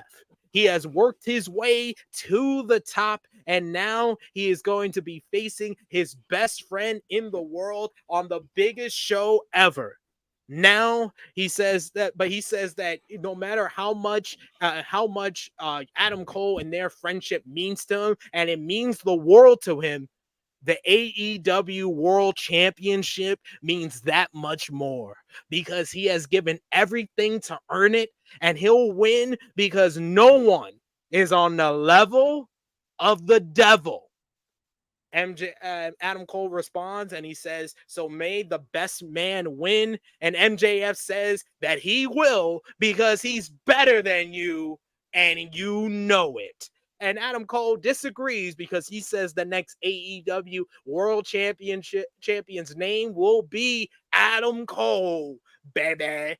At this point, it seems like our promo segment is done when our Ring of Honor World Tag Team Champions, Aussie Open, jump better than you, baby. But they are quickly dispatched as Adam Cole and MJF get back on the same page, lay them out. Cole and MJF tease the double clothesline, but Aussie Open is able to escape as MJF is yelling at Aussie Open outside of the ring. It looks like Cole is setting up and teasing a super kick on MJF, but as soon as he turns around, he stands up straight. It seems like MJF is going to walk away, sensing that something went wrong, but instead they hug to end the segment together. This was another phenomenal segment. It was a great ice cream sundae with chocolate sauce, with all the nooks and crannies, and all it needed was the cherry. And here it is. Roderick Strong watching from backstage with the Kingdom, having ice on his foot because he's now injured his leg and his foot after kicking the tire. Oh my God. Why do they do this to me? They just steal the show every week. And it's just like, it's like the bloodline on WWE. It's like, I know the guys in the back are complaining, like, why does these guys get like 30, 40 minutes of TV time? Because they're the best thing going in the company. That's why the bloodline get all the TV time in WWE. And that's why Better Than You, baby, is getting all the TV time on Dynamite. Jimmy, what did you think about this promo segment here? I must say, I'm shocked how good this was. This just made the world title match feel that much important. It made it feel like it should be the main event of an 80,000 seat pay-per-view event. I felt like we spent way too much time building the tag team match before this, and I was like, that's gonna be on the fucking zero. Who gives a fuck? But then we came with this, and they hit a home run. Adam Cole was great. MJF, she said, had a better story. And it was, by the way, fuck those assholes in Tennessee. But he goes, Adam Cole, I was told I'd never wrestle again 9 months ago. Doctors thought I would wrestle again. Boo. Yay. Boo doctors. Trying to save this cocksucker's mobility. Boo the doctors for trying to save his life. Great. Fucking idiots. Yeah, this is all great. This is all perfectly done. MJF is fantastic. I love their chemistry together. I love this friendship. I can't believe I buy it. Because it's going on for so long now. If this is a work, it's the longest work in MJF's life. In a vacuum, all this is perfect. Now, if I take it out of the vacuum, why am I supposed to take Aussie Open seriously at all? For any reason. Even a little bit. He jumped them and got their ass beat. And fast, too. And we've seen this, like, I feel like we've seen this angle several times already tonight. It was just, does nobody talk to each other? Did CM Punk steal all producers? And they're all working on Collision now? Maybe that's what it is. There's no talking back and forth going on Dynamite. Because there was a Christopher lot of Davis do it. repeat Fuck 'em. spots, whether it's Oh, pre-match beatdown, a pre-match attack, or post-match beatdown. That was just on the. I saw at least 2 or 3 of each. it's fucking egregious. Shocking. But whatever. This was a post-promo beatdown, which we already had one with Jericho and Don Callis. It feels like we really saved all of our fucking all-in work for today instead of, I don't know, spreading out over the last few weeks because we knew this was coming up. I was like, why didn't like the Omega promo happen last week? Duh. Should happen on last Hangman. week's show. He didn't do anything last week except fucking tell us what Except he's gonna do this week. come backstage and tell us he's got a sit-down interview. Like, I what? mean, he had a suitcase with him, by the way. For what, not wrestling? He pulled the Tony Khan. He did an interview to announce an interview. But anyway, this was great.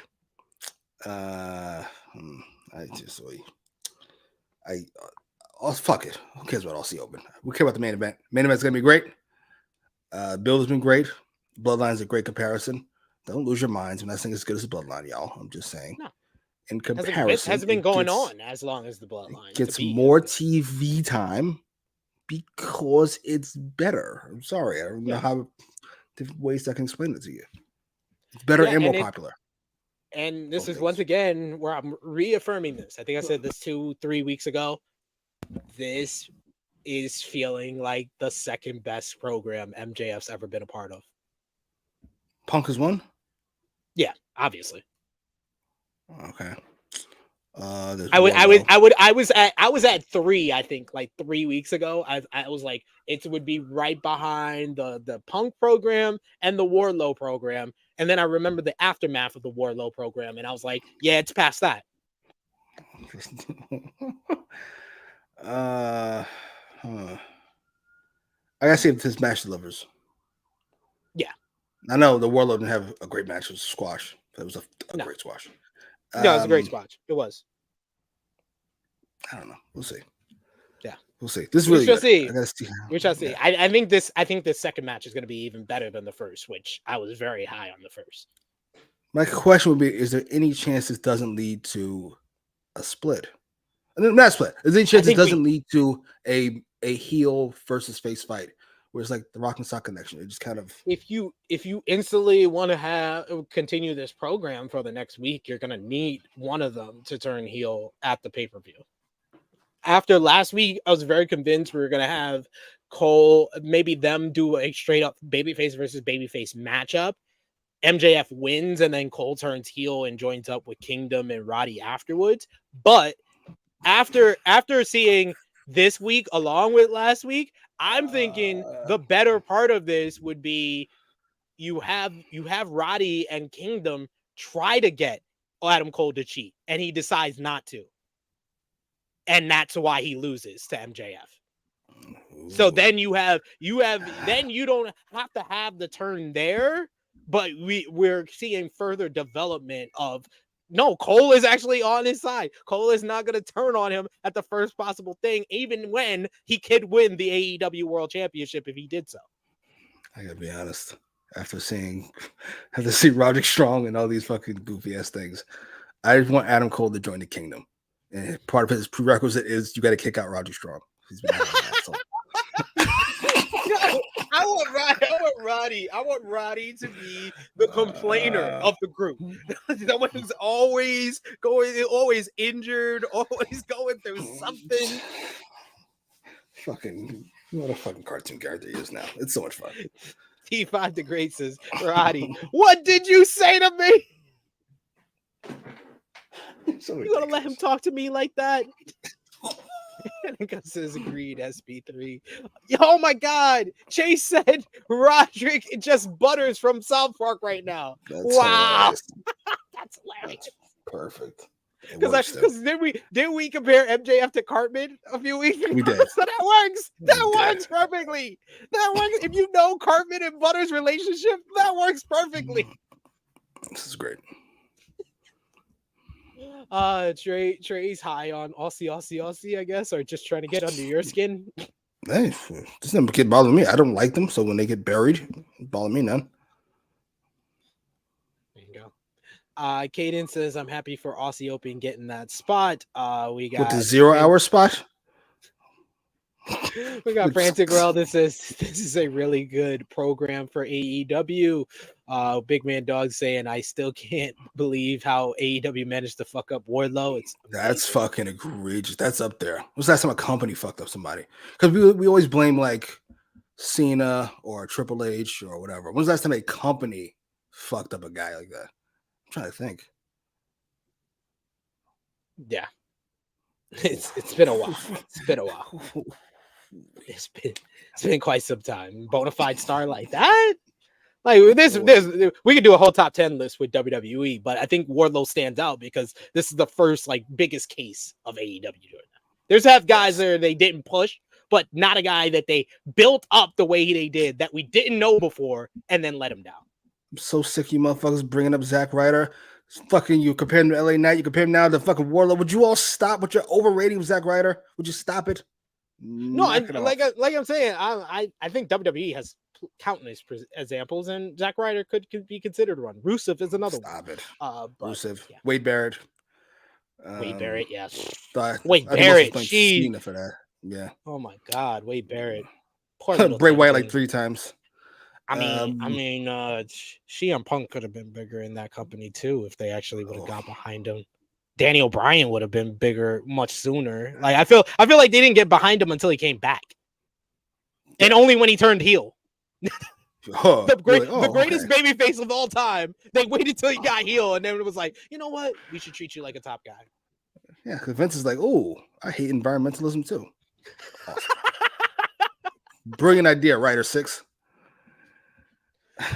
We got Trey says, what if no one turns at all and just have Cole and MJF versus Kingdom? I don't think that screams an all-out pay-per-view match, though. That screams a Dynamite match more than anything. What would be your main event? Let's say you did this. Let's say you did it. What would be your main event? Punk versus who? Starks again? Yeah, you need a main event. You don't have one. You just don't have one. What you should have done is have someone like Tony Khan or MJF or CM Punk make the challenge already. Just say, oh, when he accepts this challenge from Joe, say after I beat Joe, I'm sick of any dispute or anything.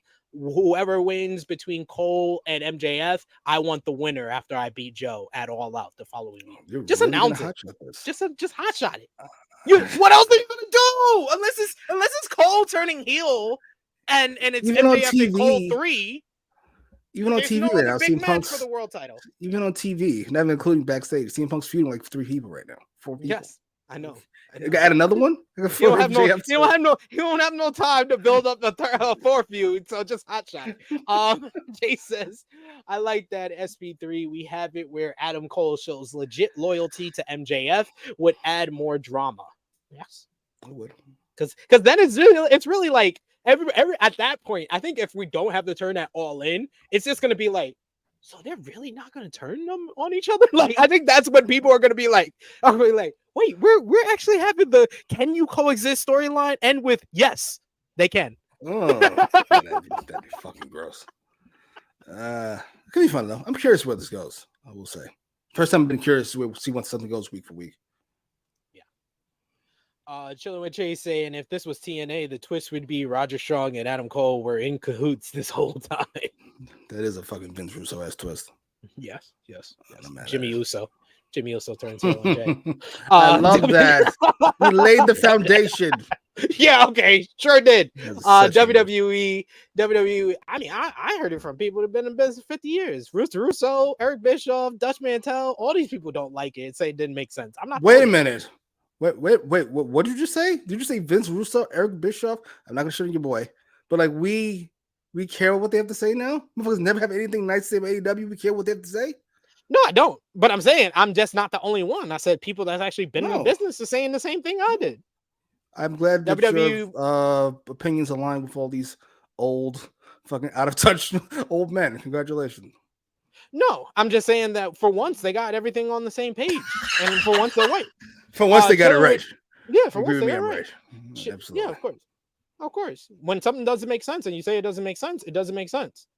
I agree. Chilling with Jay says Mr. Riz WWE 5. with Ryder, and he says off the top of my head. We also got Big Man Dogs who says Wade definitely could have been WWE champion, and we also get Frantic World who says WWE with Cross and Hit Row as of recent. Nothing you can do about Hit Row. They false swerve. They're just worthless. No offense. I actually like them as jobbers. They're kind of funny. You got Michelle Williams and Kelly Rowland. What do you expect me to do with Destiny Child? Yeah, Karrion Cross. What did Cash tell me? Something ridiculous. Oh, that Scarlett actually likes his hair, so that's why he won't cut it. I don't give a fuck what she likes. Nigga, if you don't shave your head and get back to being a star, it's never going to work out. With the hair, you just look like a guy. You just look like some guy who talks weird. Why are you speaking like that? Just fucking, you just like, shave your head, nigga. Sure. Got Chilling with Jason says the all-out main event could be better than you, baby, versus the Young Bucks for the tag titles. A good tag team title main event could play into Adam being a friend storyline. We cannot blow up our company by having the Young Bucks headline in Chicago. We can't do that. I don't know what CM Punk's promo would sound like, but it would be wild. So let's not do that. Let's avoid blowing this up just yet. Just avoid that. Do a TLC, Young Bucks FTR better than you, baby. Oy. I'm not mad at it. You got a hot shot stuff, so why not hot shot and give us a dope ass matchup? Right. First time AEW tag team titles. The Bucks had better not beat FTR. What the fuck? No, I don't want them to. That's why I said a 3-way would probably be better. We got Frantic World that says, what about MJF versus Adam Cole 3 at All Out? I honestly think that's where they're going. I honestly think we're going to get the turn, and then we get part 3 the next week. Okay. I hope so. You're like, I'm with it. I'm fine with it. He's like, I love Punk versus Moxley, so why not? We got Karrion Cross. Looks like a used car salesman trying to sell me a 2003 Nissan, says Chase. He wasn't 6'4" or whatever. Fucking nobody would talk to him. He just looks like a guy. So weird. Shave your head, sir. I'm trying to save your career. Next we get what everybody's been waiting for us to talk about, Jimmy. Jeff Hardy going one-on-one with Jeff Jarrett in a Texas Chainsaw Death Match, which is a tie-in to a video game release. Yes, AEW made some money for this. You can only win by pinfall, apparently. Hardy goes through the crowd and into the back to start this matchup. I don't know why he even made an entrance. Where Satyam Singh and Jeff Jarrett, I believe, are dressed like someone from the movie. We get them jumping him in this dark room that looks like the Fiend's home. Then we get Ethan Page, Brother Zay, and Matt Hardy making the save backstage where they pour some fake blood on the Jarretts, Karen, and Jeff. The two of them stagger through a dimly lit hallway as we take a break. And then we come back where they're fighting on the stage. They fight down the ramp into the arena. Jeff hits a big swanton bomb through a table for a 2 count when Jay Lethal comes in and makes the save. We get a guitar taken away from Jarrett and cracked over his head. At this point, though, Leatherface from Texas Chainsaw Massacre shows up and chases Karen Jarrett out with a chainsaw. Yep. Then Satyam Singh shows up. He can't choke bomb Jeff Hardy, but Jay Lethal winds up hitting Jeff Hardy in the back with a hammer, which allows the choke slam from Satyam Singh and Jeff Jarrett to get the 1, 2, 3. This thing went nearly 10 minutes, and I don't even know where to begin. At the end of the day, AEW made a good paycheck, I guess. I hope for all this shit. They did. It was $100,000 that they donated to the Maui, whatever the fuck. That's good. No, it was for charity. At least it was for charity. There was a Texas Chainsaw Massacre title at the end as well for this win. Jesus Christ. This felt like a worst match of the year candidate. Like I thought like because when I was thinking about worst matches of the year this year at the midway point, I was like, man, it's going to be hard to top the Mountain Dew Pitch Black match. And I don't think that this topped it. But AEW didn't have a very solidified contender for worst match of the year. Cole and Jericho at Double or Nothing was the closest. This was much worse than that. This was much worse than that. That made Cole and Jericho feel like shit. Omega and Ospreay in comparison. This was not good. I was gonna ask the three major sponsored matches recently. Off the top of my head was this one, Lights Out, and the Battle Royal. I was gonna ask which was worse between this and Lights Out match.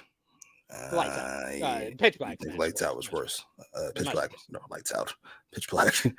But the Pitch Black match was like 5 minutes, right? Everything? Because I count everything. I was shocked by this.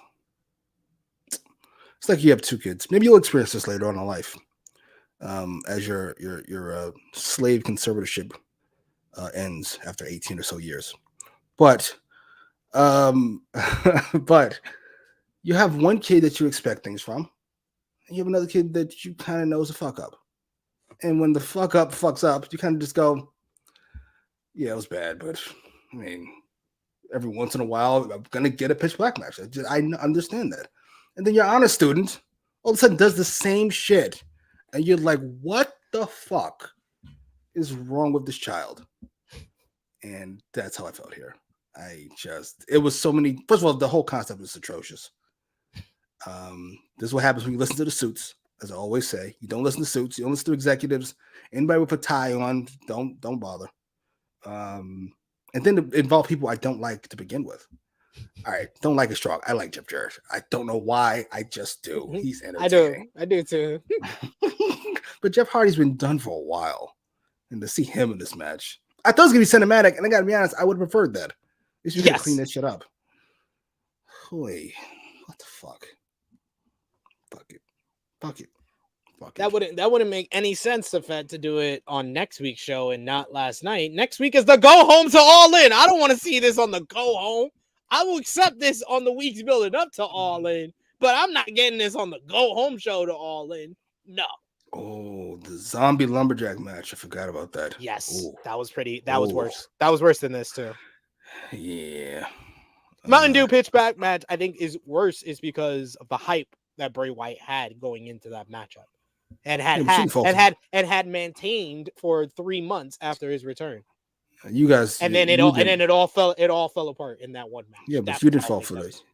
You didn't fall for Yoki Doke, and not did I. I like Bray Wyatt a lot, but not expecting a classic match from him just ever, or even a good one, quite frankly. And it was worse than I thought, but still. Ricky, what the fuck? What's the matter with you? I wonder who Leatherface was. Wardlow. Who the fuck? Who cares? Yes, they got 100K and he donated. I hope it fucking did over 1 million people. And I hope they do this week in and week out to see all of you watch your beloved company burn to the ground. I would love it. Why do you want to see this company burn so much? Jesus. Because let me tell you why. I was trying to explain. No. I'll tell you why. First of all, no. We have to do this in proper order. First of all, the opinions of Jimmy Macram do not necessarily reflect those of True Heel Heat, its viewers, or affiliates. I was explaining to somebody the difference between WWE fans and AEW fans, and I said, in a vacuum, AEW fans are worse. They're just a more snobbish people. But outside the vacuum, WWE is like rooting for like the Evil Empire or the Yankees. Or it's weird. It's a root for an actual corporation. I just think you're kind of a gross person. No offense. But again, in a vacuum, AEW fans are snobbish, and I would love to see you pay for their sins. You pay for your sins with you getting the exact opposite of what you want, and you're getting it for weeks at a time. How amazing would that be? I hope they sign Goldberg. I hope they fucking sign fucking Lacey Evans. What they do? Macy Evans. Whatever fucking goofy ass name is, please. No, her name is Lacey Evans, but she's probably gonna be Macy Evans because her real name is Macy. Macy Estrella? What the fuck? Yeah, I forgot what she said it was. I didn't know she was Spanish. I was like, what? Yeah, she didn't want anybody to know she was Spanish. What are you talking about? Why Why the Spanish female so racist in this in wrestling? What's up with her and Vicky Guerrero? What's going on? Yeah, they know how to make it in America. God damn it. Absolutely. Fuck it. I can't. We do have another super chat donation here from our good friend Caden, who says, "Match was great. I don't care." Send his money back. We can't be accepting blood money. Send his money back. Fucking psychopath. No, absolutely not. What? How could you enjoy this? What the fuck's wrong with you? How do you like wrestling? I mean, this? Caden wanted to provide me with another reason why he shouldn't do star ratings. Like, it goes in your folder, Caden. Sorry. Goes in the list of many of why you shouldn't do star ratings. And my starting ratings will be out once again on Thursday this week. So I'll be out later today. But next up, we had the AEW. Well, let me take this comment off here, Caden. I'll see if I can send your money back. Oh, look at that. He listened to me. Caden, you're one of the good ones. You're one of the good ones. Appreciate you for that. Appreciate you for that, sir. Good sir, right there. We had the women's title number one contenders tournament first round matchup, I guess, or qualifier. It was. Way to make it sound important. What is this supposed to be? What is this supposed to be? I don't know. Am I supposed to know, Jimmy? No. What is it supposed to be? Women's. We need an excuse to put Britt in this match. We need an excuse to put Britt on the show 2 weeks before All In. The winner will go on to face to be in the Fatal 4-Way at AEW All In with Hikaru Shida, Toni Storm, and Saraya. What the fuck is she wearing? Britt Baker here was rocking. Fuck is his outfit? Britt Baker here was rocking her gear from the first All In, basically paying tribute to that. She still had the same gear from 2018. This one goes 7 minutes, 36 seconds, does not go very long. Bunny misses down the rabbit hole. Bunny sends Britt into the corner. Britt comes back, makes her come back. It's a sling blade and a roll up for a count, but eventually she hits the curb stomp and the 1-2-3, 7 minutes, 36 seconds. Britt Baker. I don't make excuses. You know I don't. There's no way she's not hurt. It's impossible. I refuse to believe she's not hurt. Nobody regresses this fucking much. It's impossible. It's an impossibility. She's made it no secret that she has that back injury, and it just becomes very, very clear every time she wrestles. You should pull a Thunder Rosa and take some time off. Get healthy. It's becoming more and more obvious how hurt she is every time she wrestles. It's an actual problem. You are hurting your stock. You're hurting the product, quite frankly. And you just don't look very good. Like, you look bad. Let it go. You're not going to lose your spot. That's one thing that's not going to happen. No. You'll come back bigger than ever. What's the issue? Just leave. I guess it's like an ego thing of they need me. I'm the locker room leader. I think all the stuff she said in promos in 2020, I think she believes it. And that's stopping her, and she'll take a shot in the back every time she has to wrestle instead of just taking time off and getting healthy. Are there no women who can pull her aside? First of all, it should be Tony Khan's job, number one. Yes. That's your job, sir. Where's Shivani? Where's Madison Rain? All the people who can say, hey, you don't look great. Saraya. Even I think if Saraya said it would mean more, because Saraya has been great since coming back. Yeah.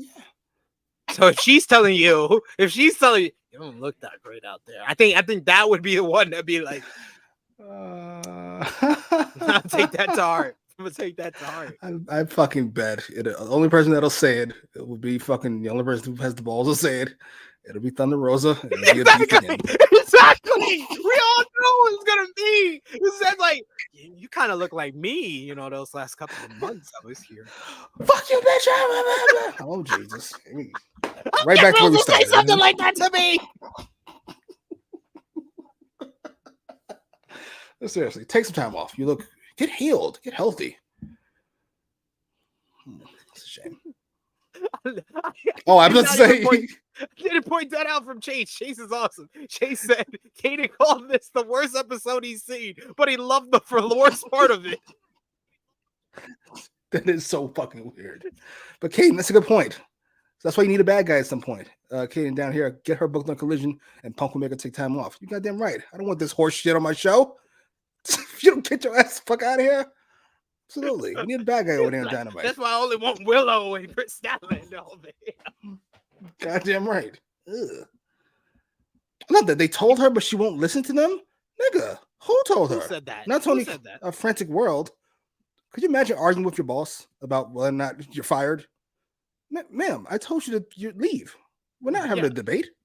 Yeah, that's you. Literally just tell him you're hurt, and Tony just says, we're gonna run this angle to write you off.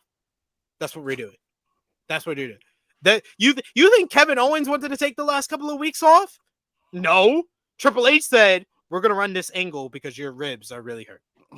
Right. Sorry. Like, see you when you get back. Sorry. Like, what are we talking about here? Jesus. We got Trey who says replace Britt with Sky Blue. You need star power for this event. So I get Britt. I was about to say if this is Britt dragging her ass to get to Wembley and then taking time off, cool. But she needs time off after Wembley and all out. Yeah, they probably want to reward her for her service. So you know what? Fair enough. You get all in and you leave. You gotta leave. Please. Sorry. You gotta take some time. Kaden saying Thunder just gotta say, hey, I think you're doing great and she'll go away. That's facts. That's probably true. We got next we had the Acclaim come out to show highlights of Billy Gunn with his quote unquote retirement, leaving the boots in the ring. Then the Acclaim come out for a matchup here, but the lights go out during the wrap at the beginning, and when they come back on with the Acclaimed in the ring, it is none other than the AEW World Trios Champions, the House of Black. They waste no time in attacking Caster and Bowens. They even leave Max Caster busted open, and even insult to injury, Malachi Black takes the goddamn boots with him. First they take Andrade's mask, now they take in Billy Gunn's boots. These freaking goth thieves. That's all they are. They're fucking goth thieves. What did you think about this segment here?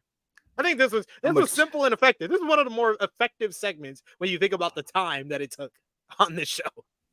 Yeah, I'm gonna take these shoes. What's the man from Friday? Okay, I forget his fucking name. Zell, the crackhead. Zell, yeah, it's Zell. Take these shoes. I'm gonna take these shoes. I steal. I don't kill. Smoking back here taking the shit. Fucking Collision better be fucking loaded. There's no reason this shouldn't be on Collision. All these people are always on Collision. These are two Collision acts in Acclaimed and House of Black. Right? These are the guys. And this show's already too packed, quite frankly. You could let some shit breathe. I'm not entirely sure why this is on the show. You could have gave 5 more minutes to Wheeler and Orange with this. All in all, in a vacuum, this is fine. I mean, House of Black is a great act. And fucking Brody King is so over, as he should be. He's over with this shitty crowd. I'm glad he was over fucking here. Yeah. We didn't get to do Collision Discourse this week. Sorry, people. That is not on me. That is on recovering alcoholic JJ. So what did you think of CMFTR versus House of Black? This very much, though, felt like a one-match show. I felt like we got Ricky's promo at the beginning and the main event were the only important things. Really, and Christian, of course. And Joe. The promos. It was once again a promo show. It was once again It was all promos until the main event. Yes, as a wrestling show should be. Sorry, y'all. I like the way the show's booked. 1980s wrestling, the way I like it. First, Ricky Stark was amazing, but yeah, CMFTR, all the promos were amazing, including what's her face? Tony Storm is hilarious. She just is. I thoroughly enjoyed. Oh, and I love the Powerhouse Hobbs challenging Miro. Oh my god. Yeah, Collision was That fantastic. felt like a About? big match. That felt, Come as soon on, as he said Miro's name, he was like, "We gotta work on the chapter of redemption." So I have to call the Redeemer. Yo, as soon as it got a big reaction, that was good. That was good stuff. Yeah, this was amazing. Collision was fucking great. Collision's great every week. I said maybe the Not second every week. week. I didn't like every week. We've been 9 weeks, 8 weeks, 6 out of 9 has been great. 7 out of 9. Stop it! Don't do that, Skip Bayless. 6 out of 9. I've given them the win over Dynamite 6 out of 9 weeks. I'm about to ask what you've added to this list because it was the Blood and Guts. It was that fantastic After 7 weeks, it Dynamite. was 5 out of 7. Then the 8th week, I gave to Dynamite, and then last week I gave to. But what's the Collision. most 6 recent? out of 9. Most recent. The question is, what's the most recent win you've given it? Because I don't remember what it was. I remember Blood and Guts. I remember the Dynamite finish match, Dynamite finish show. That fantastic finish. I don't know what the other one is because I can't think of another Dynamite that's been even remotely in Collision's wheelhouse. We'll say. I didn't really like the Collision from the week prior. Like I said, I thought it was all promos. Remember, I said that last week. Yes, it's a wrestling show. People think wrestling show has to have wrestling. It doesn't. It has to have fucking promos and fantastic characters and Ricky Starks and CM Punk and fucking what's the Ian's name? Whatever his last name is. That CM Punk Ricky Starks promo though the week before, it just felt weird to me, but that's just I thought the Steamboat part of it was weird. Like I like Steamboat, but like weird way to finish it. Yeah, the main event was great, I thought. And if you weren't looking forward to a Malachi Black CM Punk match, you're a psychopath. And you when it sat down, I was like, why didn't I think of that? They were gonna do that. Why did I think of that? They do the same sit down. That was the perfect spot. And it was so good. And the way they did that fucking, I hate that spot where fucking wrestlers go back and forth. This move, that move, then stare down. It was like it felt like a realistic way to get to that spot. I loved it. They're great. Felt they did a good job of putting over Brody King, where CMFDR had to do triple teams to do any type of offense on him. Goddamn right. JR and CMFTR building up Brody King one spot at a time. I can't wait to just watch Collision. Come on, Collision Discourse, you motherfucker. You got Trey Real Jones. I need someone, obviously. If I had someone reliable on the Sunday. People don't understand how much I like Collision. I will sit down a train or the bus just watching it, and I would randomly be, I was gonna say tweeting, but I'm not tweeting. I'm just talking to Cash and Sid about Collision. I'm just fucking going off. I love Collision. I just love that show. Hobbs versus Miro about to be a banger. We also have we have Safed who says Buddy Matthews gave Max Caster a worse beating last night. Indeed. We had the main event matchup. We had the Young Bucks versus the Guns in another brother versus brother matchup. The Guns come out first. They were doing their entrance all fine and dandy when the Young Bucks popped out of the nowhere with super kicks and stole their entrance spotlight. They started brawling throughout the ringside area. I like commentary explaining that this was the Young Bucks getting a form of revenge for Kenny Omega with the Bullet Club Gold beatdown earlier in the night. I didn't realize that could be viewed as hype for this main event, which we always give points on the show for hype for the main event, and that was it. So I like that little follow-up and why the Young Bucks were so aggressive early on here. We had the Guns eventually break up the BTE trigger and hit 310 to Yuma, but Nick Jackson is able to dive with a double foot stomp for the save. The Guns try an assisted roll-up, but the Bucks are too experienced and reverse that and get an assisted roll-up of their own. 1, 2, 3. The Young Bucks defeat the Guns 9 minutes 25 seconds. I thought this was a good matchup, and I thought the Young Bucks got a lot out of the Guns than we usually get, and Nick Jackson was on the money in this matchup, especially with this hot tag.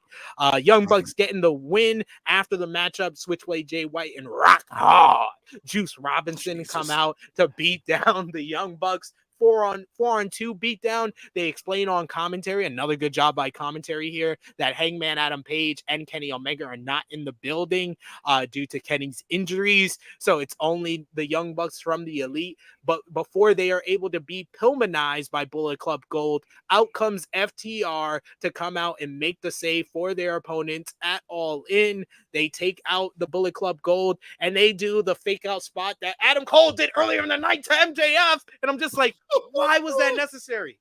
Why was that fucking necessary? It was a cool spot and you ruined it.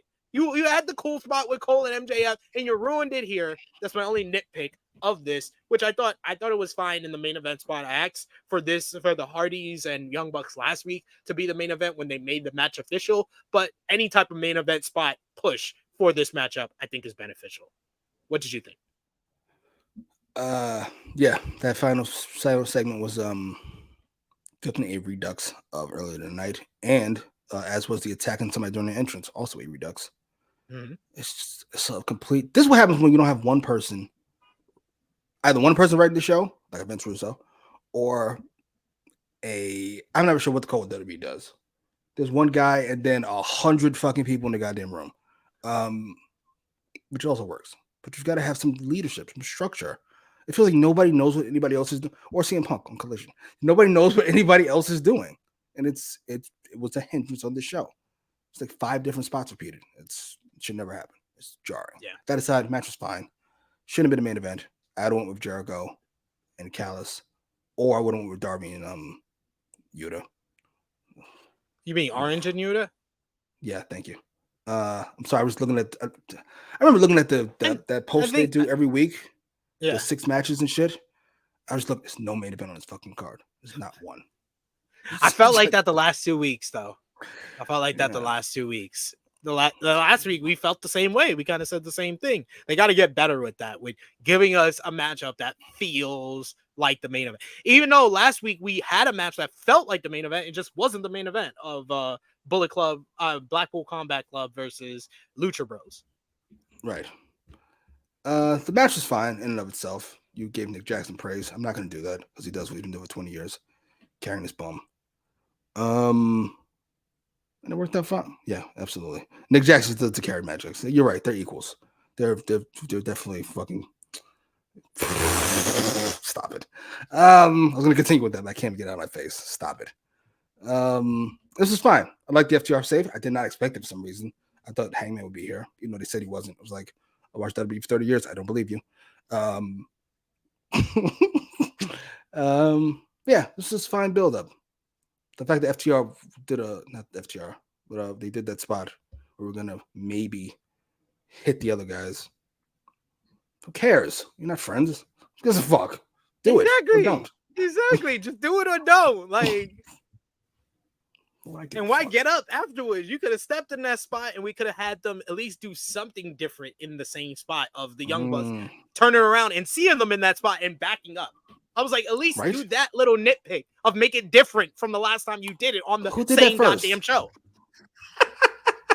Absolutely. Is that Rock and Austin I'm thinking about? Where Austin turns around? Yes. Where Austin, it looks like he's going for the stunner on Rock, but he's actually aiming for a Kurt Angle. But Rock turns around and sees him, and he's like, what? Oh, yeah, that one. That one's great. But the Rock did one too. I'm trying to think about was that against Austin?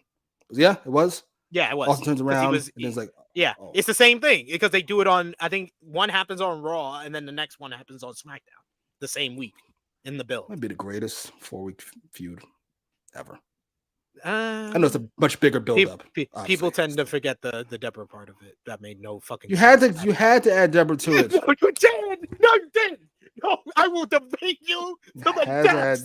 No, you did not. You think it's in Stone Cold's nature? You think it's in Stone Cold's nature? We literally got a whole break from Limp Bizkit My Way during the video package because that shit did not go with the rest of the build.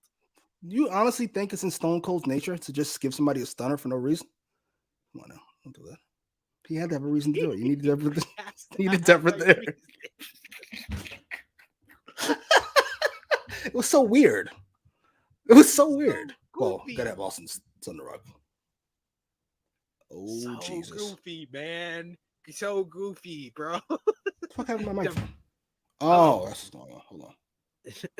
While you fix that, that brings us to the end. Sound off in the live chat, y'all. Let us know. We gotta go, ladies and gentlemen. What's your match of the night? MVP, LVP, thumbs up, thumbs down, thumbs in the middle, and out of 10, what did you give the show? For me and Jimmy, we'll put our thumbs in the middle for the August 16, 2023 edition of AEW Dynamite in 3, 2, 1. Thumbs up? Wow. Thumbs down for you? I was about to say, nah, it's thumbs in the middle for me. Thumbs in the middle. I'm gonna What go did you give it? What did you give the show out of 10? 6. Match of night is the opener, and MVP. Fuck's MVP. MJF, LVP. Tony Khan. Come on, now. You know what time it is.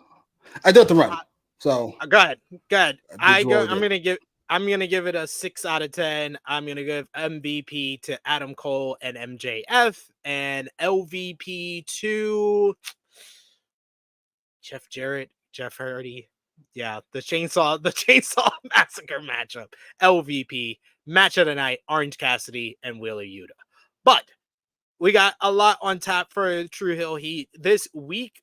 You could check out. We're gonna have our NJPW Impact preview for Multiverse United and New Japan Pro Wrestling's All-Star Junior Festival. That's going to be tomorrow. I believe it's going to be on Twitch. Don't hold me to that, but that's why you need to hit notifications because it might be on the channel here. Like I said, I apologize for no Collision Discourse this week, but we will be back with Collision Discourse for next weekend. Don't worry, we'll give our quick thoughts on last week's show on that one. And I'll be back here for sure on the channel on Saturday, 11:05 a.m. Eastern Time, the True Hill Heat Flagship Podcast. So join us live for that, 11:05 a.m. Eastern Time. Miss Chrissy Love will be there. I'll be there. And special guests to be announced. Got a couple of comments to highlight here before we sign off on another edition of AEWramble. We got Caden, who says MVP MJF.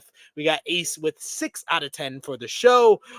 We got Tefet match of the night. He says the opener, MVP MJF and Adam Cole, the House of Black, LVP Chris Jericho, and the Acclaim. We got Frantic World thumbs in the middle, 6.5 out of 10. Yeah, I think I'm going to go more 6.5 out of 10. I won't go 6. I'll be a little bit different from Jimmy, and y'all all expect me to give a half a star more than Jimmy usually. So 6.5 out of 10 is my rating as well. So I agree with Frantic World here.